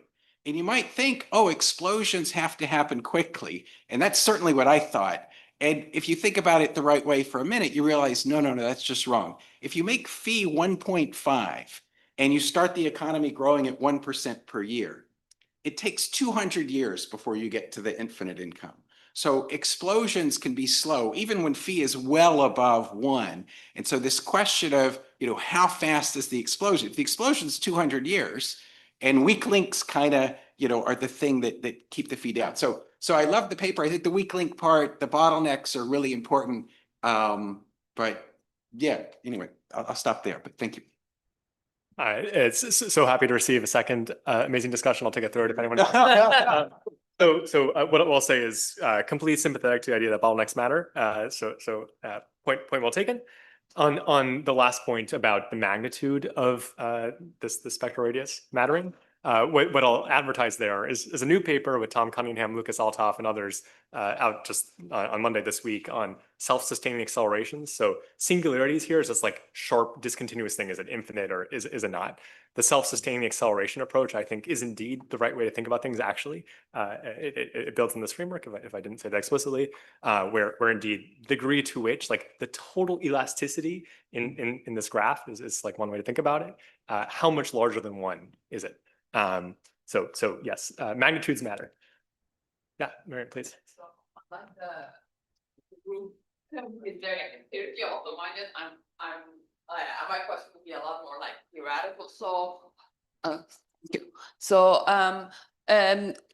I mean, this was very interesting to me because like I have a paper with like Andrew Ko, and which I think like you kind of know. I mean, he told you about him, and it's kind of very interesting because it is very related to this, but with the difference that we think about where this like capital augmenting thing that you rely on compute, for instance, comes from, and we say, I mean, related to that it comes from data. Okay, so for instance, when you automate stuff, then or when labor does tasks, perform tasks, data is created, and then the weak links is going to depend on how much data of one task is usable in other tasks.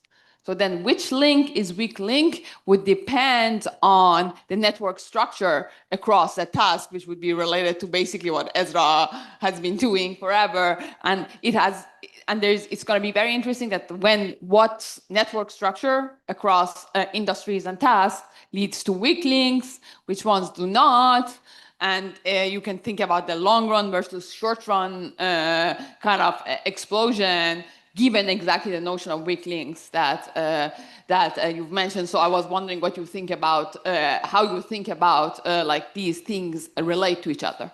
Yeah, so I think extending in that direction would be one interesting thing to do. What I'll say more broadly on your very interesting data work with Andrew and Bryant is that I described this model as a software hardware framework, but there are three or maybe four actual main components to the AI research production function. There's software, there's hardware, there's data, and there's maybe energy in the background. Maybe less important, smaller factor share. So this framework doesn't say anything explicitly about data. And I feel like a really important open question that I would love for someone to reconcile is it data that's more important, or is it software and hardware? That I think would be really interesting. Again, you can look at these factor shares to get some high level thing that won't get into these important questions about the network structure. But like data versus software and hardware, what factors of production are the most important, or quantitatively, how important is each? I think it's like a really important question for thinking about these questions. I did also want to make one additional point on Chad's comment about bottlenecks that I forgot to say, which is the way we talk about bottlenecks in this paper is saying that if automation advances fast enough, then bottlenecks can be overcome. But we didn't explain how fast does automation progress. I think that's also a really important follow-up question that this paper points to. How fast does automation progress? Chad and Chris have interesting empirical work on that. But I feel like thinking about within AI research itself, how fast is that going to progress is also one key takeaway I've had on bottlenecks.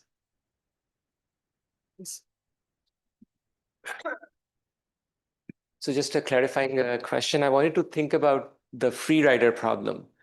So, we have all these hyperscalers investing billions of dollars and all of that, and then DeepSeek comes along, Kimi comes along using distillation or whatever, and they drive down the margin, so none of this is profitable, right? So that's sort of, and it's a different type of intelligence. Like Chad maybe doesn't care about financial returns, so he innovates and for the heck of it. But with machines, it's a little different, right? Because it has to have the financial return, and then when you live in a world with this free rider problem that I just described, it can take on many forms. How should I think about that? I just don't know how that fits into your framework. Yeah, good question. And these are all good questions. So in this framework, indeed, we're in the sort of like almost physics style approach, solo style approach, where it's all kind of mechanical. We're not thinking about this profit maximization problem, the decentralized allocation. And this is a potentially important question. So I recently learned of apparently very, very highly cited important paper from Bresnahan in the 80s in the Journal of Econometrics on this topic, where particularly for GPTs in the general purpose technology sense, you might be concerned that not being able to capture the profits of the innovation might prevent the development of such technologies. And indeed, yeah, that could be an important mechanism in the background that we can't speak to here. Yeah, important question. Yeah, Chen.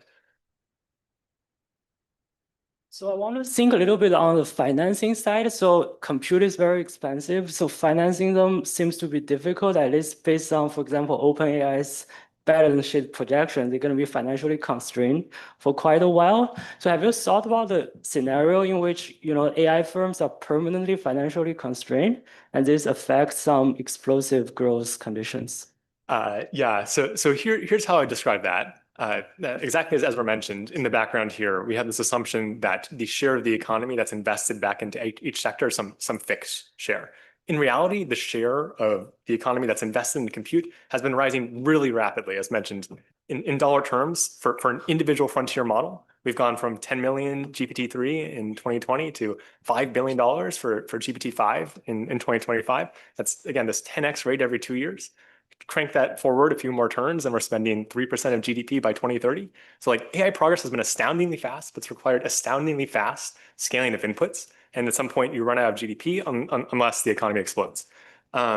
So that's sort of how I think about your question, but I don't have a way of like putting that into the framework beyond that. But I think I honestly think that's so important, and that is what I think is going to happen, honestly. Yeah, Lucas. Yeah, you briefly touched on complementarities or bottlenecks on the demand side, sort of on the end, but more of an afterthought. And I was curious whether you could elaborate a little bit more on why you think that's not first order. You can mention kind of Baumol's disease is one way of putting it. One can give lots of examples. The cost of illumination going down by, I just looked what factor of 16,000. Air travel per mile going down massively over time. So, I think you had a single consumption good, but yeah, I'd be curious to hear your thoughts on that kind of critique. Yeah. So I didn't give it short thrift because I think it's unimportant, just because there's already a lot of errors going on here. So the way to think about this would be that, and I'm going to describe this in terms of the diagram, where again, I think this showcases the usefulness, is that instead of having one kind of output here, you had a second kind of output like Y2 that only human labor feeds into. So you have like other output and you have human only labor, massages or whatever. And then human only output. Human only output and other output then feed into some general output. And it's that general output that sort of takes the place of this output in terms of financing what's going on. So then you'd have two arrows from human only output and other output into GDP. And the Baumol side, or the demand side Baumol would be that the arrow from other output to final output, that arrow breaks due to bottlenecks. And yeah, I mean, that seems totally plausible. We don't have it in the main framework. I don't have like a specific take on, or like some well-justified take at least on that's unimportant. But yeah, it could be. Let's go on. So I was trying to think how to take many of these things and turn them into things that we can start measuring and that we can start studying today with current data. And so it seems that there are two super important blocks, like the block for like the idea production function for software and the idea production function for hardware that we can start studying more carefully, right? So for example, can we use production function techniques to like estimate that production function, try to get a sense of how complementary or substitutable labor and compute are in producing new chips and in producing new software? What do we know empirically about the behavior of the labor share, for example, of these two sectors right now? Is the labor share decreasing? Is the labor share increasing? I think Todd Lensman was telling me that he has some data on this. So anyway, it would be interesting to start thinking about exploring with microdata those two sectors of the economy. Yeah, so it sounds like I need to talk to Todd, and one of your students, Cheryl Wu, along with Parker Whitfield, has a paper, the only paper I know of estimating the elasticity of substitution between capital and labor in AI research, where they sort of comb the leaks in the media and financial filings and so on to get headcount at OpenAI research over time, the amount of compute over time. And the result is that it's kind of sensitive to estimation, just how complementary these things are. It depends on whether or not experimental compute is important, compute used for experiments, where you can either have that compute and humans are substitutes, or whether they're like literally the ontiv. So that's interesting. In terms of factor shares, yeah, this is where I'll again emphasize or advertise my new paper with Tom Cunningham et al., where part of the paper, this is like somewhere between an academic paper and like a policy thing. We have like a wish list for labs of like, here's data that we think you could feasibly share without giving away the golden goose. And that would be very informative for the public. And yeah, we want these factor share numbers. So I'm not remembering off the top of my head, and I try to have these numbers memorized if there's public data on the factor shares among AI research. Oh, no, sorry. Epoch AI is a great think tank that does a lot of measurement. And for GPT-5, they estimated the factor shares that went into building that model. And labor was 30%, compute was 60%.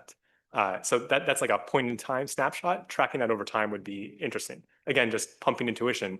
If the labor share goes from 100% down to 0% in AI research, like that's telling you something's going on. I wanted, oh, sorry. Sorry, no, please. I think Michael, you had your hand up first. Just a quick comment on the labor share, though. You never discuss what's intermediate inputs and capital here, and measured labor share is just determined by a bit of an arbitrary distinction between what's intermediate input and investment. The labor share can go to 0, but if it's all intermediate input, it's still 100% of consumption. So it feels that that's like a big missing thing, I think, in this whole literature, that how durable are these assets? Because that's what's going to determine what required rate of return is needed to induce the savings to hold them. And it's also what's going to determine the distribution of ultimate consumption between capital owners and labor. And now it feels like the number you just cited, that's the labor share divided by gross output, which is a very different number. For clarification on that, when you say intermediate inputs, you mean intermediate inputs to the AI research production function, and you're worried that I'm just worried, like in general, like the labor share in your economy is, when you discuss it, it sounds like it's relative to gross output, including intermediate inputs. And the labor share then is only 30% today. But the share of intermediate inputs is a completely made up thing, because if you chop up the production process in more steps, you can get the intermediate input share to be however big you want. I think I'll need to give that some thought in terms of how intermediate inputs, accounting for intermediate inputs interacts with this empirical work that's been done. But yeah, interesting, thanks. Michael, do you have your hand up? Or? Question 5, alhamdulillah. Okay, great paper. I really enjoyed it. I was thinking here, like the hardware and the software, they enter qualitatively the same way in the model. And we know, for example, in terms of no rivalry, that the things can be very different. So I was wondering if that's something we can think about. For example, here, because of the stock, we are using the hardware from that we built ages ago in the production today. And then you can think the depreciation, but the depreciation, like we discussed yesterday, can be related to obsolescence, which is also related to how fast you create ideas. So yeah, I'll be interested to hear you more about, does it matter, these different dimensions? Yeah, two thoughts. One is a clarifying point that, and you might have caught this, but to emphasize, because I went through this quickly, the hardware quality H is entering as investment-specific technical change rather than directly the same thing as software.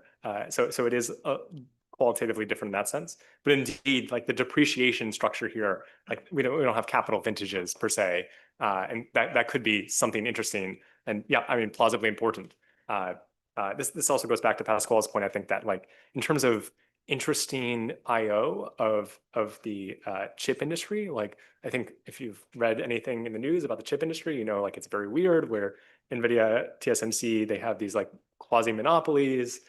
They do weird sort of not obviously profit maximizing things. The chip cycles are very discrete, which might point to these capital vintage considerations being very important. Like there's just so much stuff there, and that if this sector grows as importance in the economy, it could be really important to study.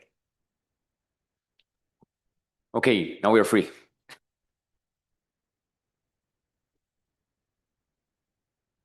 Right.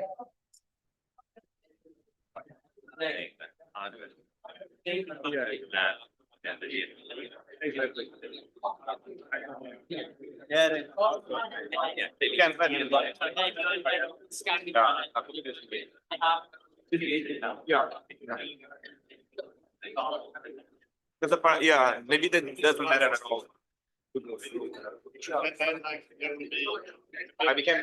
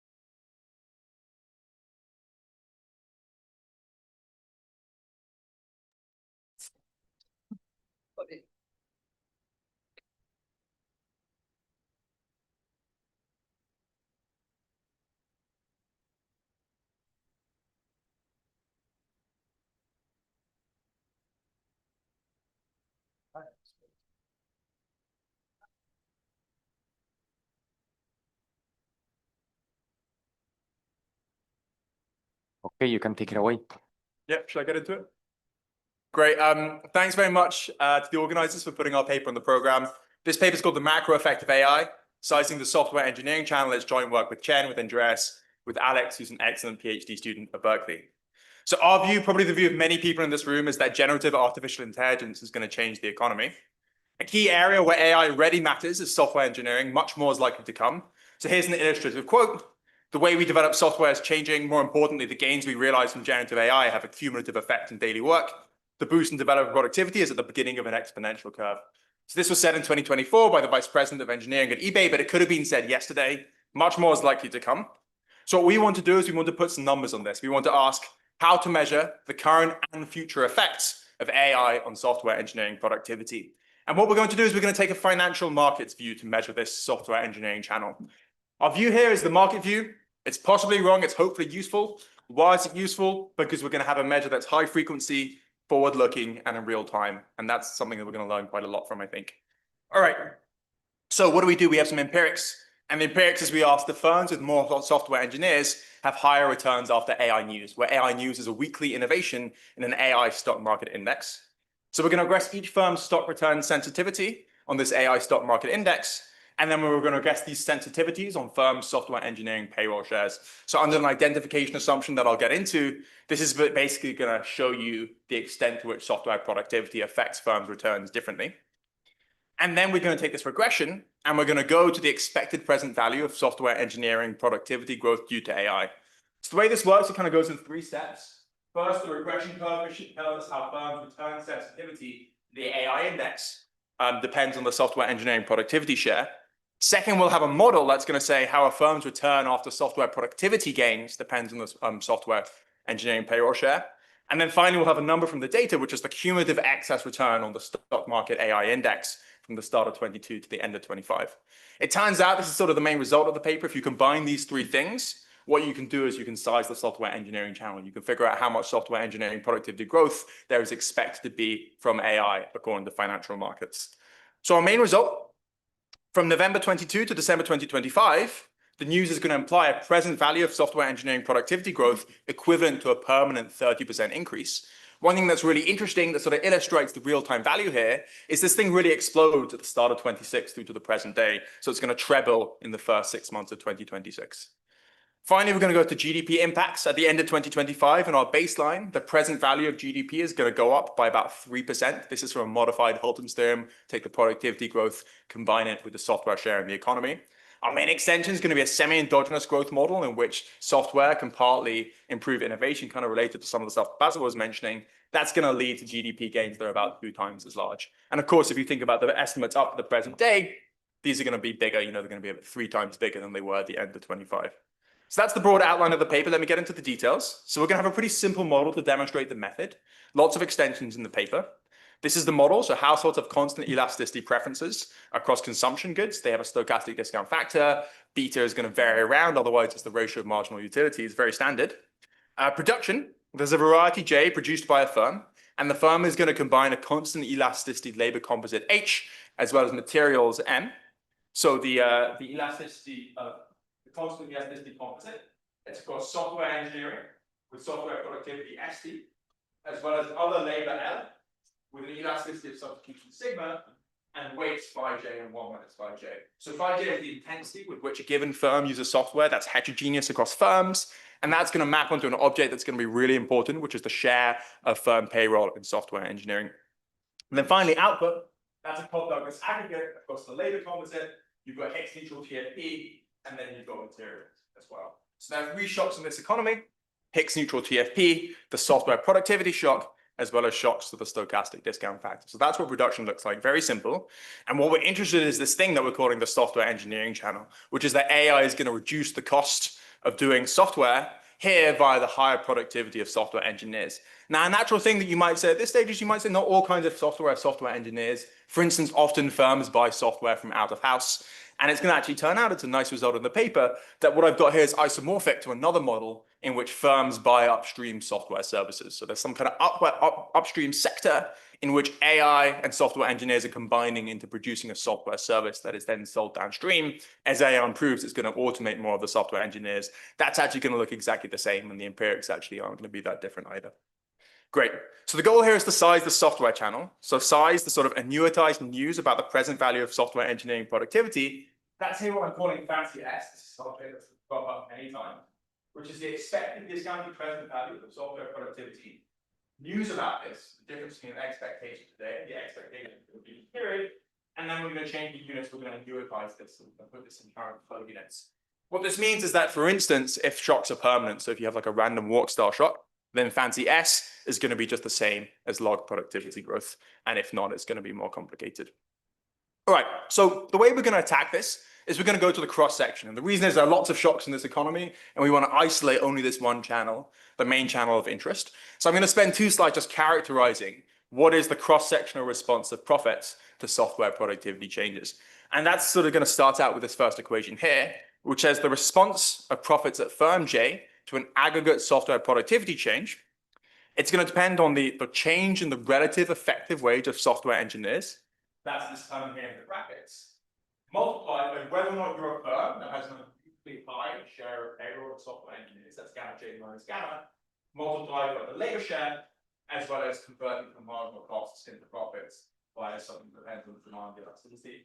Also, aggregate conditions are going to matter, aggregate consumption is going to matter too. So this is how the cross-sectional response of profits varies for high versus low software engineering firms. Now we can solve out for the change in relative effective wage in terms of how software productivity varies. So we can solve out for that general equilibrium thing. And what this says is just when the effective supply of software productivity, software engineers goes up, software productivity goes up, the relative effective wage changes according to the labor demand elasticity. That's what we're calling here big sigma. And that big sigma is the sort of aggregate elasticity of substitution between software and non-software. So this is exactly like, Oberfield and Raval. This is a sort of weighted average of the within and between firm elasticities of substitution. Great. All right. So we're going to substitute that term in. And now we have an equation I'm basically going to be working with a lot, which says the relative response to profits. It depends on software productivity. Are you a high software engineering firm? And then something here, delta S. Delta S is just this model object that parameterizes the extent to which when software productivity goes up, there's kind of more dispersion between high and low software engineering firms. So in particular, if epsilon is high, so demand is very elastic, then when software productivity goes up, there's going to be lots of return dispersion. So high software firms are going to really benefit much more. On the other hand, when sigma is very low, that means that demand is very inelastic. Effective wages are going to fall by more. That's going to amplify differences. So really, you want to think about delta S as parameterizing the strength of reallocation across firms after this software productivity change. Now, the nice thing about this equation is it's going to hold at every horizon, so you can characterize how returns depend on software news, and that's just aggregating the first equation across all future time periods, where returns is the growth in the value of the firm, so the growth in log VT. All right. So now I want to kind of tell you about the main sort of core, the main approach of the paper. And again, the main idea here is, can we figure out a way to back out what's expected to happen to software engineering productivity growth due to AI from data? And here's how we're going to do it.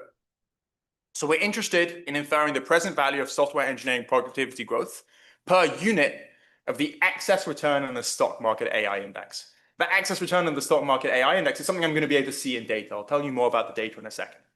And what we're going to do is we're going to look at the best linear projection of fancy ST, the expected news about software productivity, conditional on the excess stock market return of this AI index. So in particular, this is the best linear projection of expected software productivity growth, conditional on this excess return of the AI index. So kappa is really the key number here. Because kappa says, look, I can see the excess return of the stock market index, and I know kappa.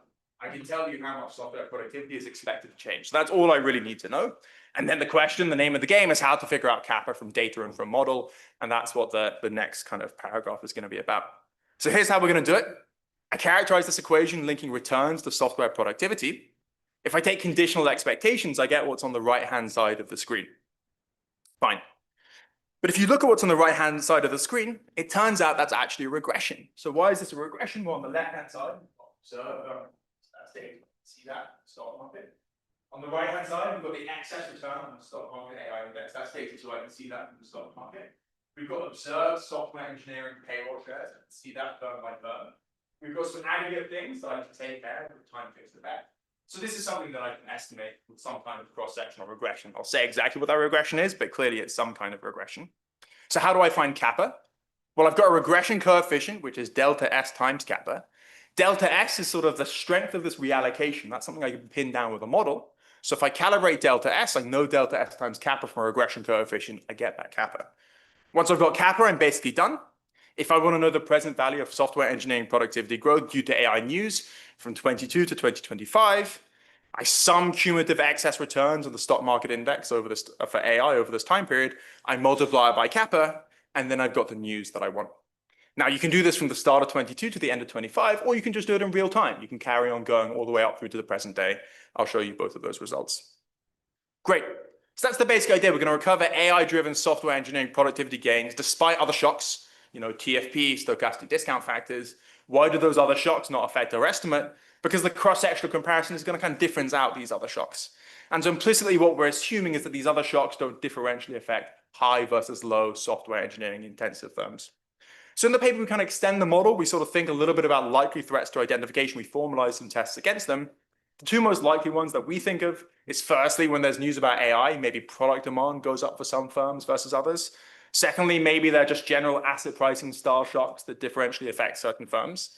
So at least these two things don't seem to matter too much. We have a bunch of controls that don't really seem to matter. Of course, there are other stories that we can think about. Maybe we can talk about more in the discussion. But we have a bunch of controls, and the estimate of kappa I'll show you actually seems pretty stable. All right. So that's the conceptual side. I want to tell you about the empirical implementation and then the results. So just the data. So the software engineering payroll share. This is from Revelio Labs. Resume data measured in 2021. Stock returns. That's from CRISP. So this well-known asset pricing data set. I want to quickly say one thing about sample selection. So the firms that we're going to be interested in here, these are really going to be firms that are using software in production, because that's the kind of software engineering channel that I'm interested in. They're not going to be, for instance, firms that are selling software or part of the semiconductor supply chain. So conceptually, our channel is still going to apply to these firms for sure. But in the data, these firms are going to be loading on the AI index for very different reasons. So we're going to throw these out. We're only going to have firms outside the software producing sector. So if you think about the kind of firm that has a very high software payroll share, according to our measure, it's going to be something like, for instance, a high-tech manufacturing firm like Sonos, or maybe an online platform like eBay, or communications network like Ubiquiti. It's going to be the kind of firm that's just really using a lot of software engineers to make production go up by a lot. All right, and this AI stock market index is called THNQ. That's one of the standard sort of index funds that tracks the price of AI. There's a bunch of different ones we've tried. It doesn't make so much of a difference to the results. All right, so our empirical strategy is going to go in two stages. So at the top, I showed you the regression that I derived from the model. We're going to estimate it the way the asset pricing people do it. So Farmer and Beth, a regression like this, they're going to estimate it in two stages. So the first stage is to estimate each firm's AI beta, each firm's sensitivity to the AI stock market index, which says, let me take each individual firm, the J, pay their return versus the risk-free rate, regress that with the excess return of the AI stock market, after controlling for a bunch of different asset pricing factors. So now I have a firm level sensitivity to the AI index. The second step is then I regress these firm level sensitivities on the software engineering payroll share. So I regress each of these estimated BJs on the gamma J firm level software engineering payroll share. All right, so this is the result. This is just one of the pictures in the paper. This is a bin scatter plot that says, let me take 50 bins of all the firms, binning their AI sensitivity, their stock market AI sensitivity, and their software engineering payroll share. And what you see is what turns out to be a robust positive correlation, which is to say that firms who have high software engineering payroll shares also tend to be more sensitive to the AI index. Quantitatively, we're going to get a number of 1.52, which is that a 1 percentage point higher software engineering payroll share is going to lead to a 1.52 basis points higher AI index beta.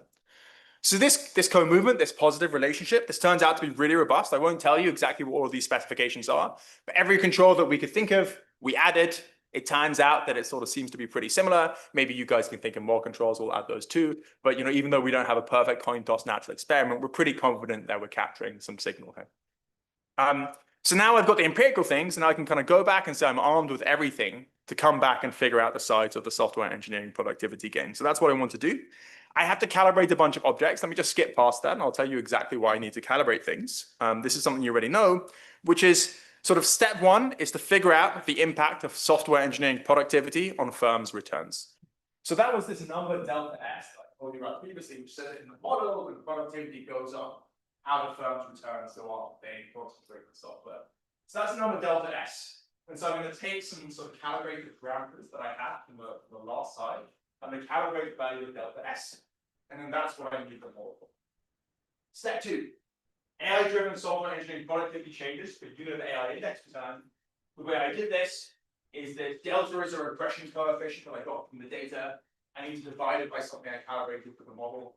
And then I get a kappa, which is this kappa big of really parameter that goes from X and returns here the growth in the AI stock market index. Final part, step three. I'm going to sum cumulative excess returns on the AI index between the start of 22 and the end of 25. That's a 15% cumulative excess return. I multiply it by kappa. Kappa turns out to be 2. And then I get a 30% growth in the software productivity. So if permanent, this is equivalent to a 30% permanent software engineering productivity increase.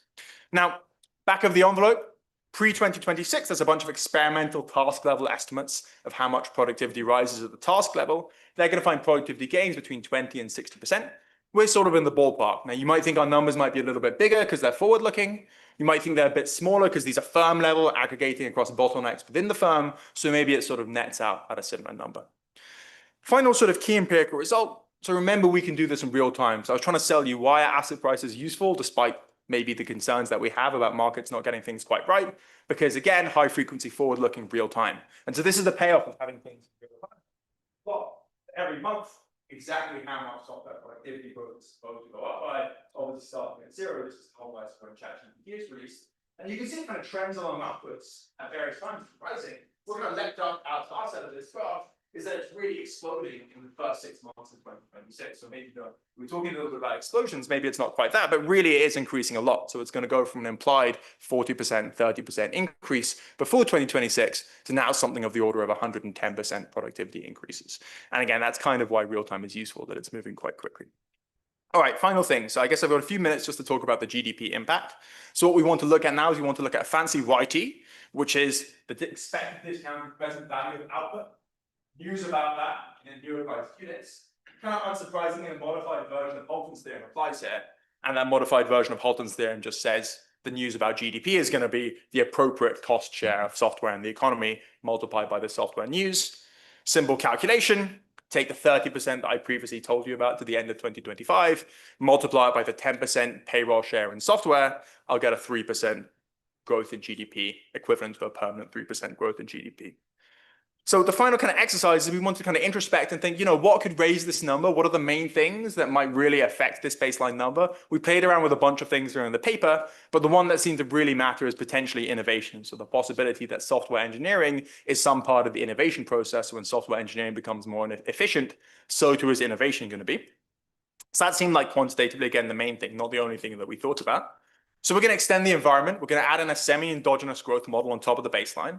And what's nice is it's just going to modify the baseline in one way, really, which is that instead of having a fixed unit measure of varieties, instead we're going to have an endogenous mass of varieties, NT. So this is like Roman 90, Jones 95, and so on.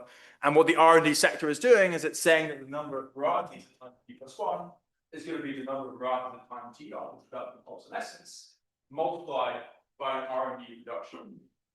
That R&D reduction function is a cost-douglas aggregate across software engineers with their software productivity, regular labor, final goods, and it's also going to depend on the current number of varieties as well. So we're going to have the classic semi-endogenous thing where if phi is less than 1, then there'll be diminishing return, but they'll be sort of fishing out. And if lambda is less than 1, there could be diminishing returns to R&D. All right, so we're going to do a calibration. We're going to take sort of standard numbers where we can find them, though exactly like Basil was saying, much more work can be done on exactly how AI, software, innovation are sort of moving together. But when we take what we think is a pretty consensus calibration, it's going to sort of amplify the baseline effects by 2. So the end of 2025 numbers, which would be a sort of 3%-ish increase in GDP, that's going to turn out to a 6% increase. And again, if we're kind of moving through to the first 6 months of 2026, then of course it would scale up correspondingly. All right, so that's it. The conclusion, we were asking what's the effect of AI versus the software engineering channel with this method, which was going from the cross-section of stock returns to the present value of software engineering productivity. In this 2-step, estimate each firm's sensitivity to the AI index, then relate that to software engineering shares. In terms of the results, the 2022 to 2025 increase in the AI stock market index implied a present value of software productivity gains equivalent to a 30% permanent increase, a GDP increase of 3%, about twice as large with innovation. And then the final sort of cool parting thought is that in real time, it seems like these things are rising quite rapidly in the first 6 months of 2026. I guess a closing thought is to say, look, this is something that applies to the software channel, but you might think this is somewhat portable. So as other sort of channels of AI become more salient, maybe we can go to the firm level and do something similar there. So that could be the next thing. Thanks.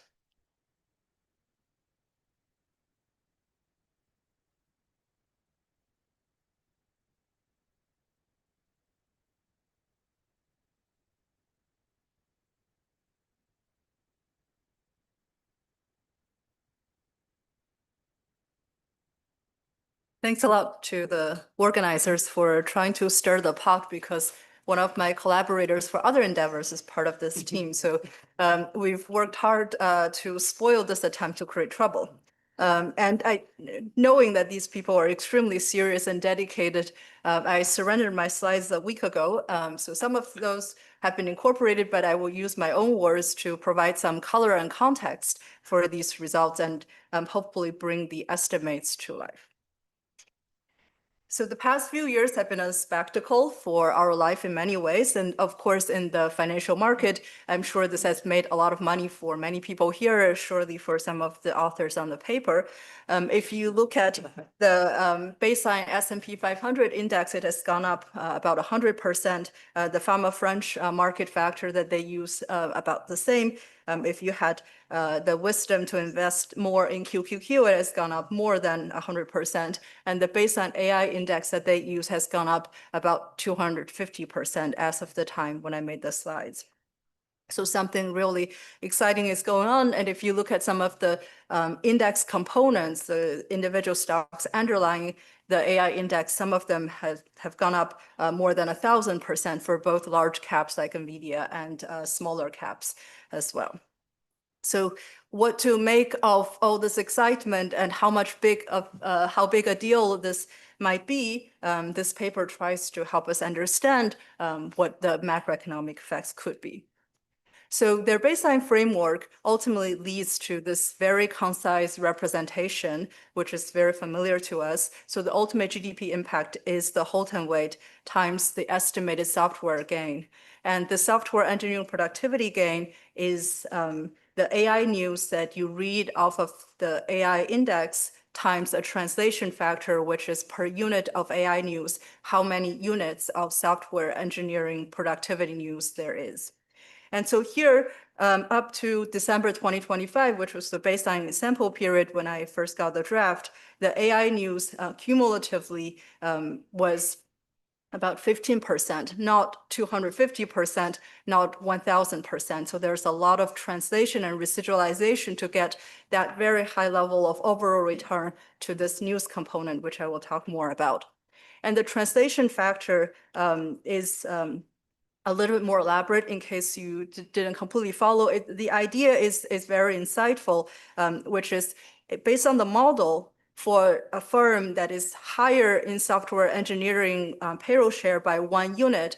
When you have software engineering productivity news by 1%, the model says that firm is going to benefit by an extra 0.75.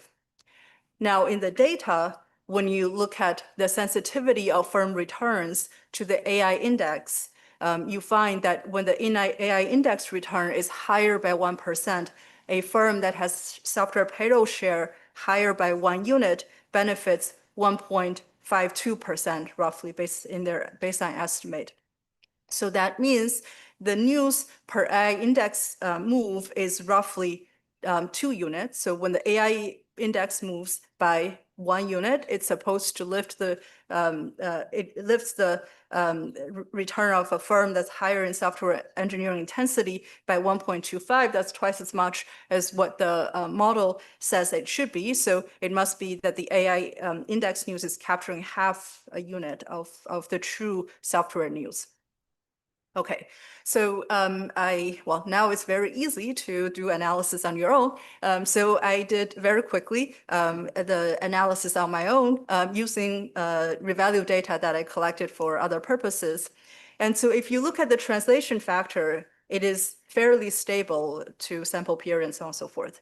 If you look at the level of the residualized AI index return, of course, that fluctuates over time. And as we discovered in the process of doing this discussion in December 2026, there's a major explosion that makes the estimated magnitude twice as large as before. And the software engineering gain would be more than 80%. Maybe that's true in our life. Or maybe that's somewhat sentimental. I will later discuss what's being priced in the AI index returns. Now, given that there's a lot of residualization going on, it turns out that how you do the residualization matters a little bit, not necessarily for the translation factor that's fairly stable over time and however you do the translation, but the level does get affected. So if with all apologies to Gene Fama, if we only use the market factor instead of the Fama French factor, then you get the level to be a bit lower. I'm sure the asset pricing colleagues in the other tower can help us dissect why that's the case. Or in some of the robustness checks for the slope, the paper explored what if you use QQQ also as a factor. Well, why do we have these factors? Well, these factors might capture some aggregate shocks aside from software engineering productivity specific news. So what if QQQ has some information about aggregate shocks aside from this? Then you get, again, very stable translation factor, the slope, but then well, understandably, because QQQ co-moves so much more with the AI index, you get the level to be much lower and quite a little bit lower. So again, to help you visualize how much this compression or residualization matters, the compounded return of the AI index over this time period, as I said, was like 250%. After the residualization, you get like a minor fraction of that. And again, there can be quite a lot of economic content in this residualization, and I'm sure the asset pricing colleagues can help us understand what's the right residualization, but it really matters in the ultimate quantitative estimates that one gets. And of course, this estimate of the level probably should come with some standard errors, not only because of the variability over time, but also, of course, the factor loadings and so on have some estimates as well. So it would be very nice if the paper can tell us the confidence interval of their estimate.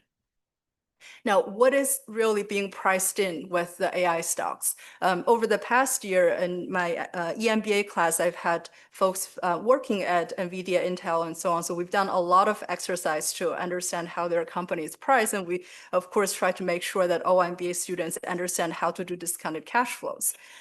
So when I did this slides about a week ago, NVIDIA price was 197. Right now it's, I think, slightly over 200, and the market cap is about $5 trillion.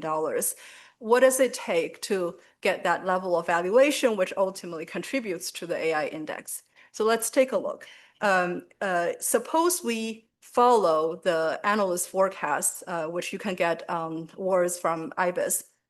The consensus, which is average analyst forecast for their EPS growth for the next year is 74% the year after, 37% the year after, 20%. Very impressive.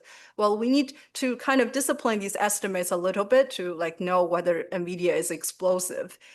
So I did some simple assumptions. One is suppose we think that US corporate profits would grow at 5% per year in the future.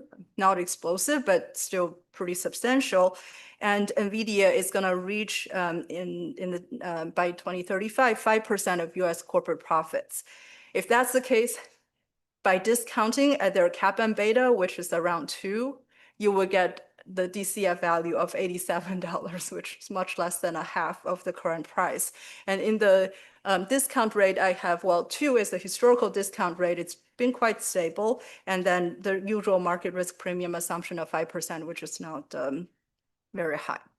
Now, if you assume that NVIDIA is going to be 10% of US corporate profits in 10 years, that's a very aggressive assumption. Well, remember, there's not only NVIDIA, but also like OpenAI, SpaceX, and Anthropic, and so on and so forth. Right now, the largest 1,000 companies account for roughly 50% of the US business sector. That's already an impressive amount of concentration, that 1,000 companies is half of the US business sector.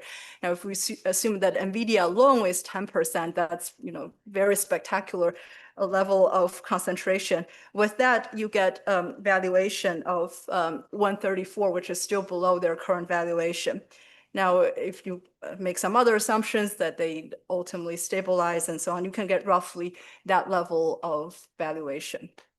Now, it's interesting, I didn't quite appreciate this until I did this exercise for my class, that because their cash flows are so backloaded, they're going to grow quite a lot in the future, the discount rate assumption actually matters a lot for these firms, much more than the usual firm like your McDonald's and Starbucks. So if we assume that AI is going to be like, say, the market, and their market beta is going to be 1, and then we use CAPM discount rate calculated that way, then you can get much higher valuation.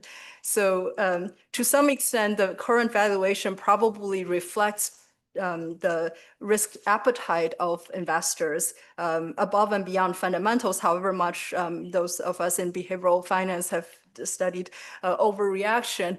Here, the discount rate, the denominator does matter, and much more than the average company. Now, they have done robustness checks of discount rate news, but more specifically for the translation factor, their delta. And this, of course, is going to matter for the level of the AI index. What's the risk-taking appetite in the economy? And so what's being priced in is, above and beyond fundamental news to some extent, some sentiment.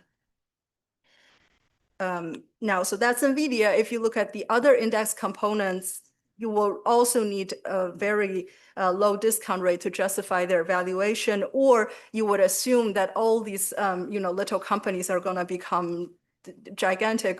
Maybe the economy is going to have explosive growth, but they just don't add up to the usual assumptions about what the economy is going to evolve. So, of course, the authors have infinite expertise in behavioral finance, and it would not be hard for them to entertain the possibility of mispricing, either overreaction to AI-specific news or general overvaluation. So you could think about mispricing in the AI index, as well as the software engineering companies in a correlated fashion, in an idiosyncratic fashion, and so on and so forth. There are many configurations you can think about, and the paper can do more analysis of how their estimates could be affected by the presence of overvaluation. So right now, the 85% software engineering productivity gain as of 2020, June 2026, is quite high. It's not high if we believe in singularity, but it's high compared to probably any other estimates we know from quasi-natural experiments, from folks running experiments with various companies. Though, of course, if you believe that QQQ is somehow another factor to add to the factor zoo, then you get a smaller estimate. But it will be useful also to benchmark these estimates to other things, the other observable things in life. Now, 2 smaller things.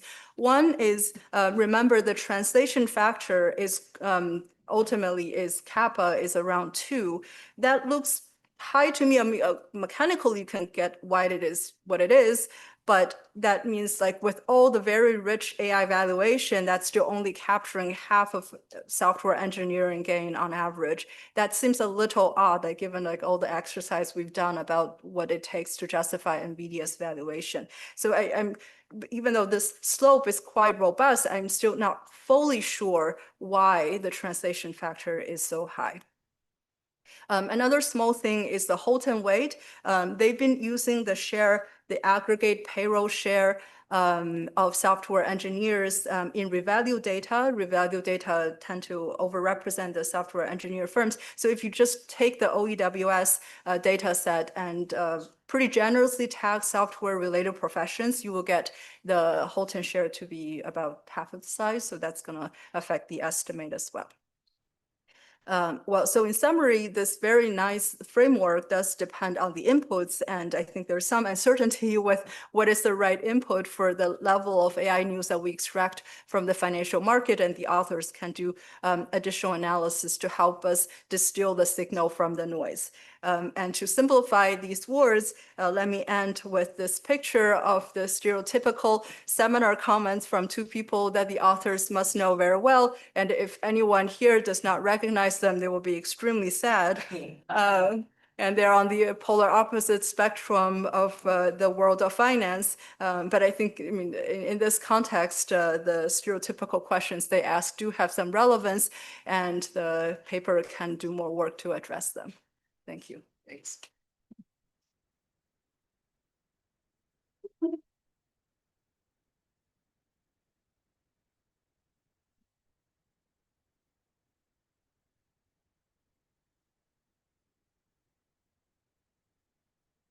Great, David.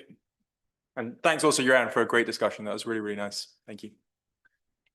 Thanks for the very interesting paper. Thanks, Joran, for the great discussion and the stock tips too. I'm going to check my portfolio later. I made some mistakes, I think. Yeah, I'm going to take your class in the fall, I think. Maybe, yeah. So I really like the idea of looking into the future using these market valuations, because we can't otherwise look into the future and see what's going to happen with AI. I like that a lot. There's something that I just got sort of lost on since the beginning, which is the news was, I just, in my, my internet readings over the last year was sort of every time AI had a new update, there was, a sell-off. Salesforce was one of the names you hear about. They make Slack, for example. So I sort of interpreted what you have as a mix of good news, because the people at Slack can now do more services per hour, and that's great. On the other hand, we maybe can't sell Slack as aggressively. We need to cut the price because people can do it in-house, and it's a net thing, and that makes sense. But if you want to think about GDP where you hold fixed the prices, we only want the benefits, the productivity gains of the people at Slack, not the fact that now we have to sell Slack cheaper. And I just didn't see at all how you had separated that. So I may be just totally lost, but it seems like that's a fundamental issue that I at least didn't understand. Totally, super important. No, so we've thought of that. Can I get my slides back? Yeah. Thank you. Sorry. That's a great question.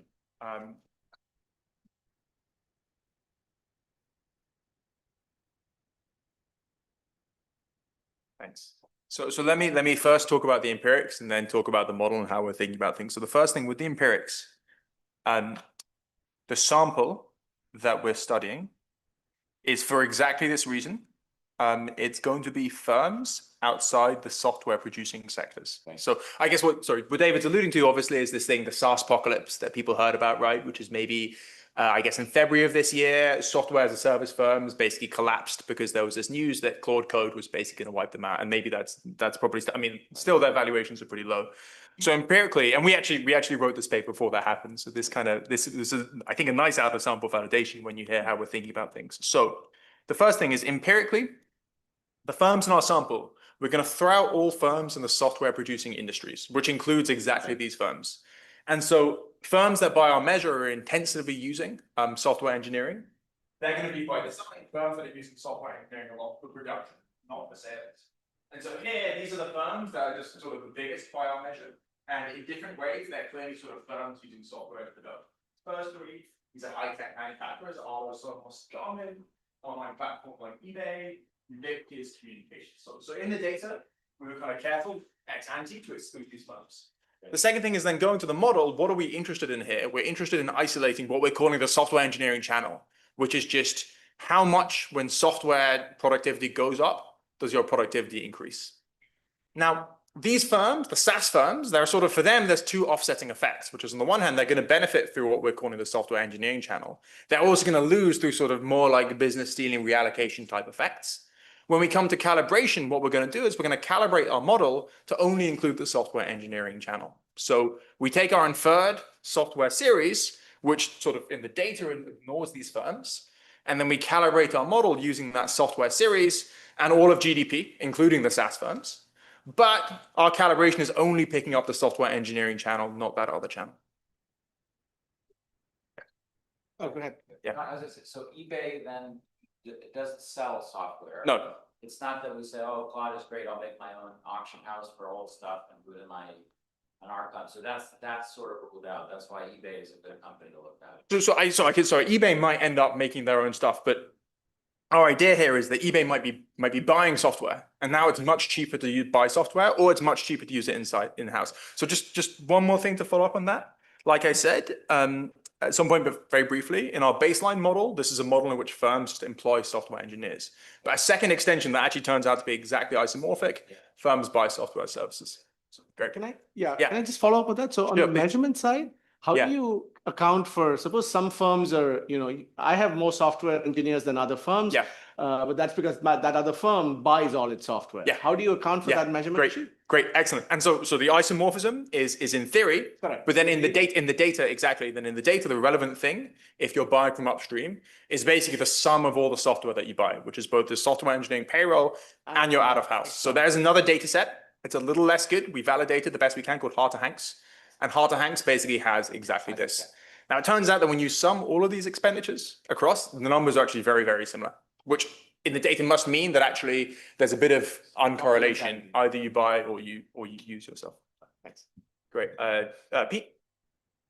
So I wanted to follow up on the present discounted value element of this. Should I translate this into 10 years of 1% productivity growth using the latest measure? Which would be 10 times bigger than Philippe's back of the envelope. So that would be useful to 10 times bigger than Philippe had this back of the envelope. Yes. 10 basis points a year for 10 years. You look like you're 10 times bigger. And then I guess the related issue is what if this is like very backloaded? And I'm also kind of wondering about, if there's some creative destruction process for publicly listed firms, would you be underestimating the impact? Yeah, excellent. Sorry, there's a few things. Let me just kind of make sure I get through. So I guess there's units of what we're doing. There's Philippe, and then there's creative destruction. Sort of the three things. I think. No. So okay, so units. So and I guess kind of backloading. So the units that we're working with are exactly like you're saying, but just to fix ideas. These are units normalized in such a way that the number I showed you would be equivalent to a one-off permanent increase in software productivity. But you're exactly right that this is sort of an equivalence thing. The way it might actually play out is it might be backloaded or front-loaded or so on. And basically, because we didn't want to take a stand on the exact value of the discount factor, which is just a complicated thing that 50 years of asset pricing is being written about, we just didn't want to take that step. Now, indeed, if you wanted to take a stand on the value of the discount factor, then for sure you could get more structure, more time path. That's just a vexed thing. So I guess that's the first thing. Second, with the backloading, exactly to figure out the backloading issue, we would need to start to parameterize the stochastic discount factor more. And I think just take the asset pricing more seriously. And we wanted to get away from that. Third thing with Philippe's numbers. Okay, good. So we thought a little bit about this, and since he's not in the room, so I want to think about the Acemoglu versus. There's an Acemoglu versus Aghion debate. So Pascal, don't tell him.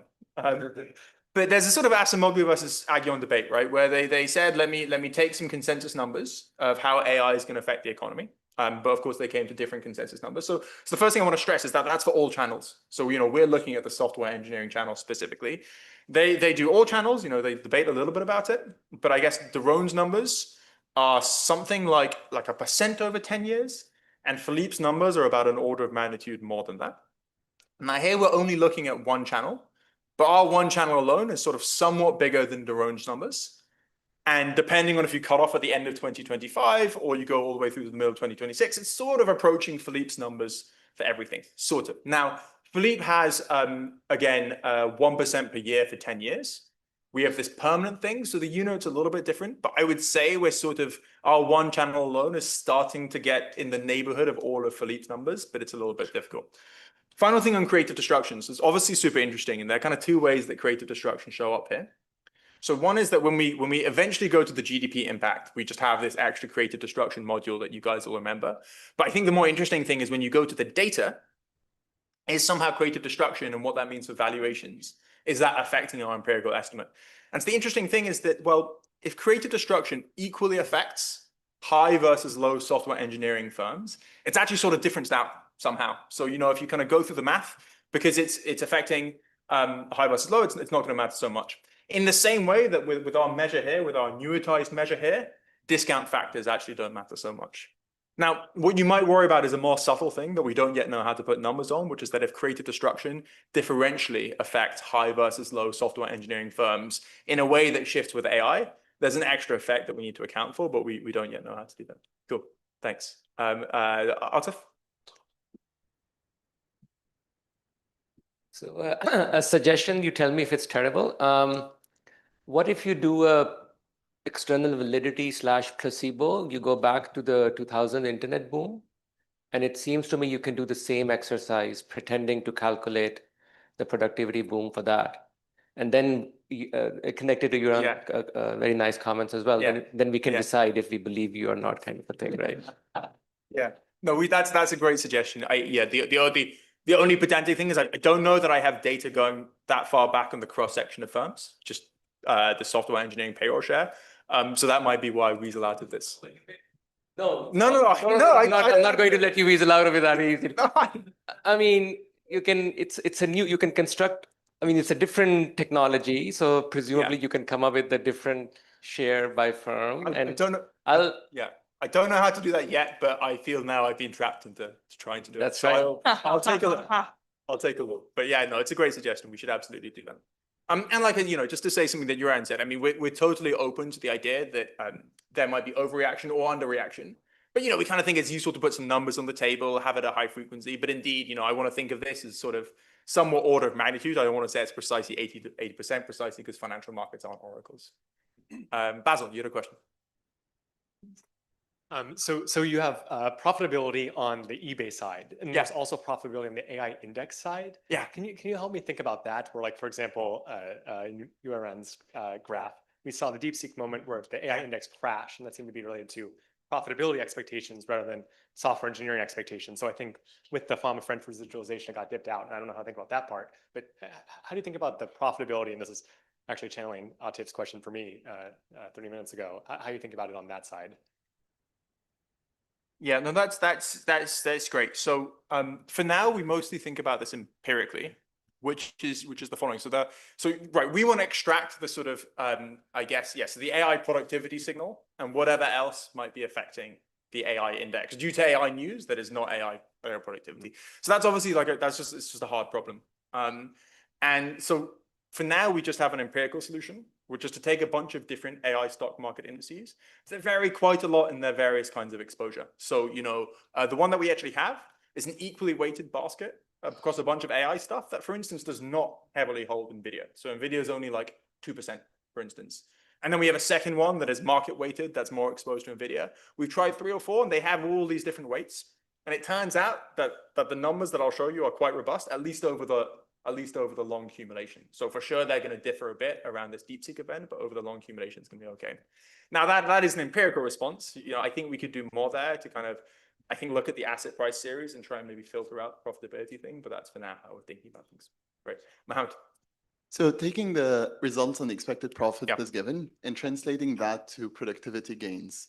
So the baseline results you showed us are under CES, where they have the one-to-one mapping. But if I think that the expected profits are going up because productivity is going up, but also markups are going up so that the translation would not be one-to-one. Curious if you thought about that and have some results. Absolutely. So we thought a lot about that. And I would say also there's a slew of questions like that, which I think are of the form of, well, you know, this is, I think, a nice, simple framework, but it's obviously not quite quantitative enough. And in various ways, we've extended a bunch of these things in the paper. We haven't done this one yet.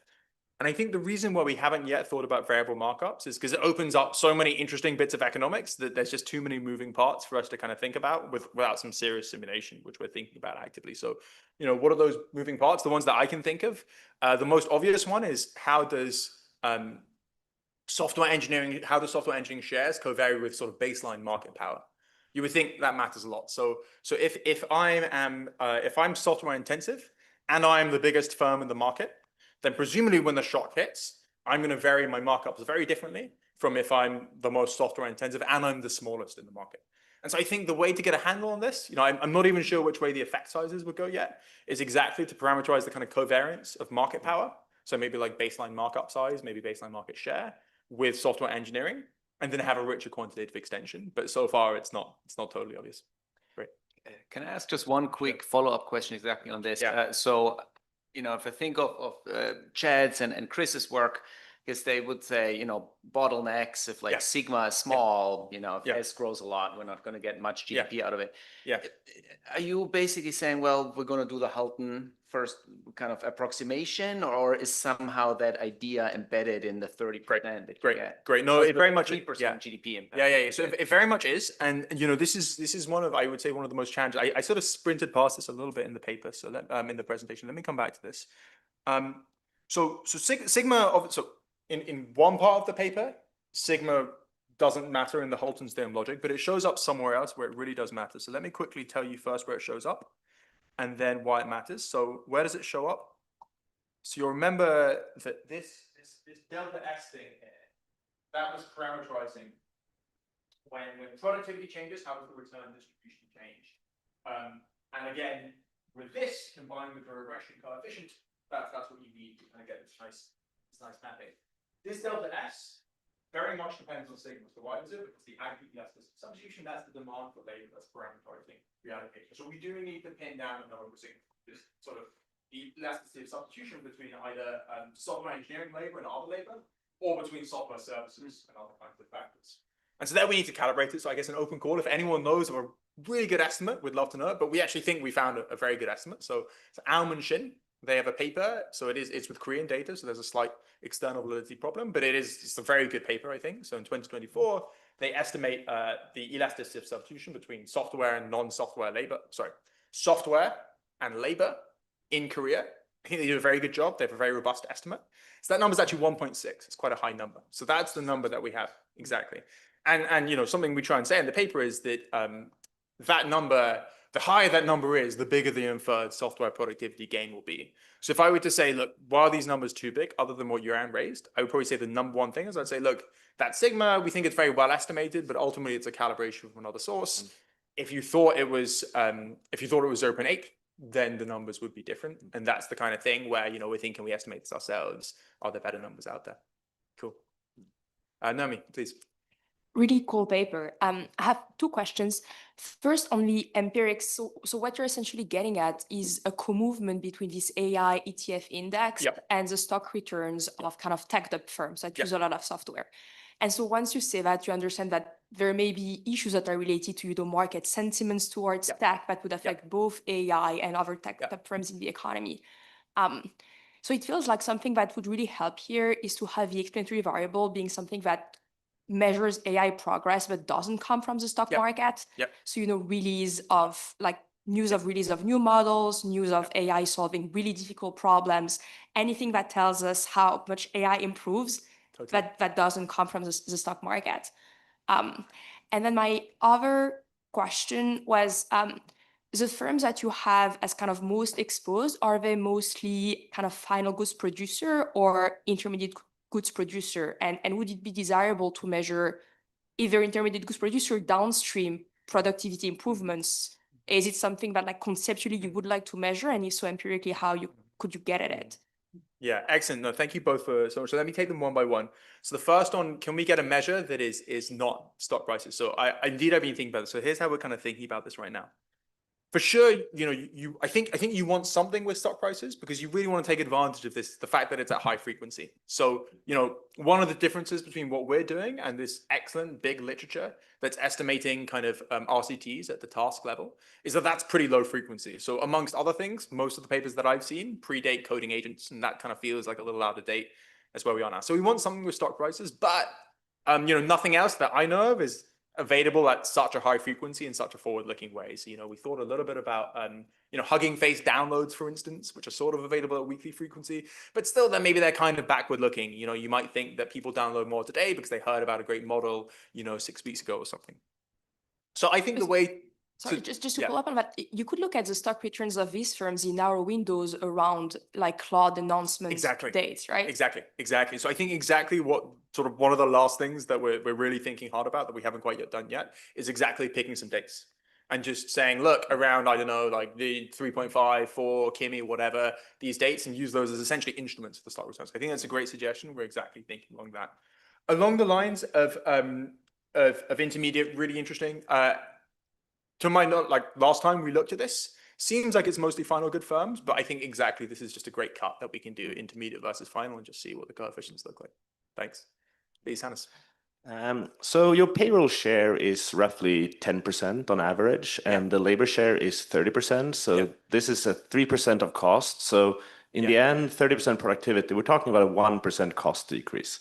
And the dispersion would be like 2% between like plus minus one standard deviation. And that seems quite small, and that's because it's hard to get it from wage movement. And you do some attempts at controlling for stuff, but I just get worried that it's very hard, like very, very weak correlations with demand or with Higgs neutral productivity causes problems. And that's because you're dividing with a very, very small number. No, absolutely. So, if I think it almost comes back to this sort of applied micro style question, which is, you want to know the answer, you have a framework where this makes sense. And of course, it's only exactly true under sort of random assignment. Randomly one firm has more software engineers than the other. We aren't going to have the coin toss, the RCT. And so the best that we can do is adding controls. Now, that said, having run too many regressions in my life, I think I was very surprised by just how robust this is. Now, one can't control for everything, but anything that we can find, even sort of like 6-digit industry fixed paths. So you're really sweeping out most of the things that you think might sort of move. It's going to lead to a very stable estimate. With product demand effects, we're leveraging this really nice work by Gregor Schubert, Andrea Eisfeld, and co-authors. And they actually came up with, I think, a very good measure of AI product market demand sensitivity. And it really doesn't change the results at all. So I share your unease. I think we did the best. I was surprised by how well the best works out, but one always has to be nervous about these things.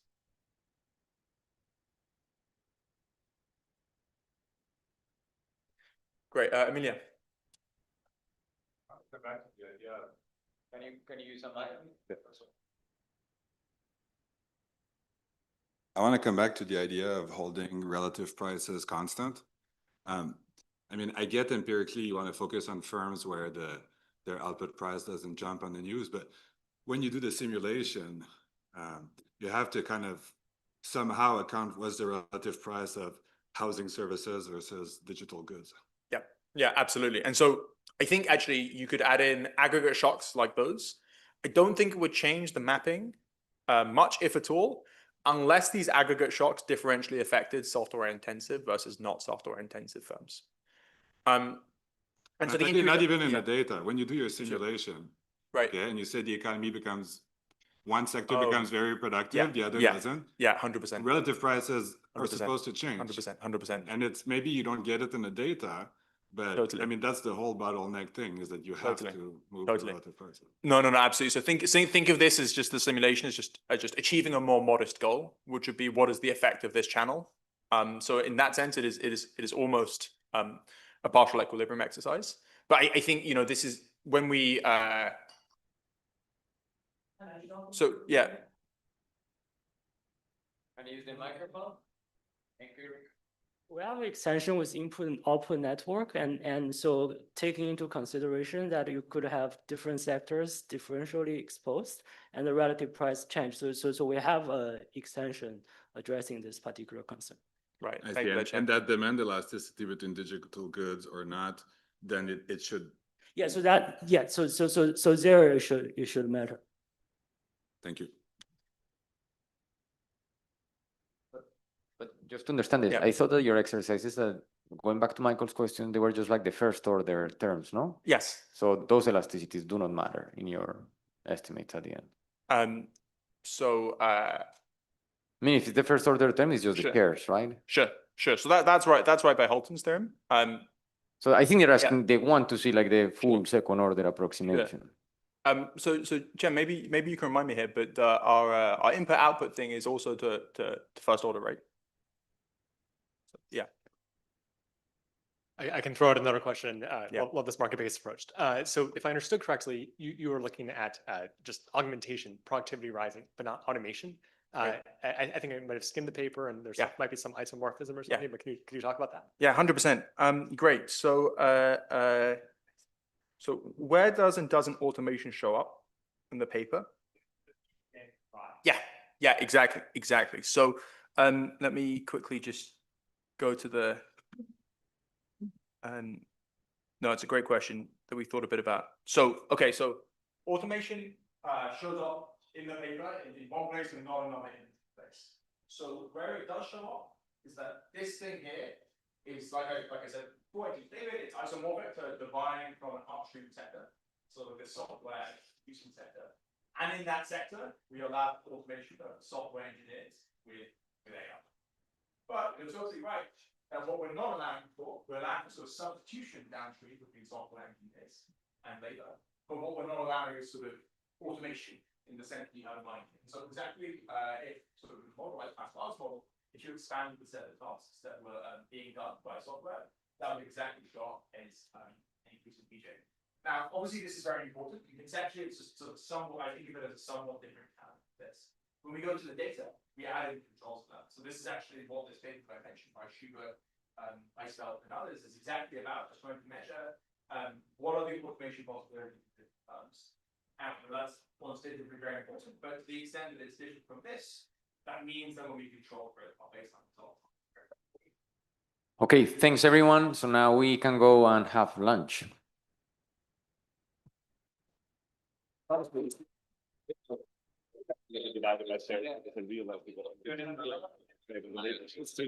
It takes one to know.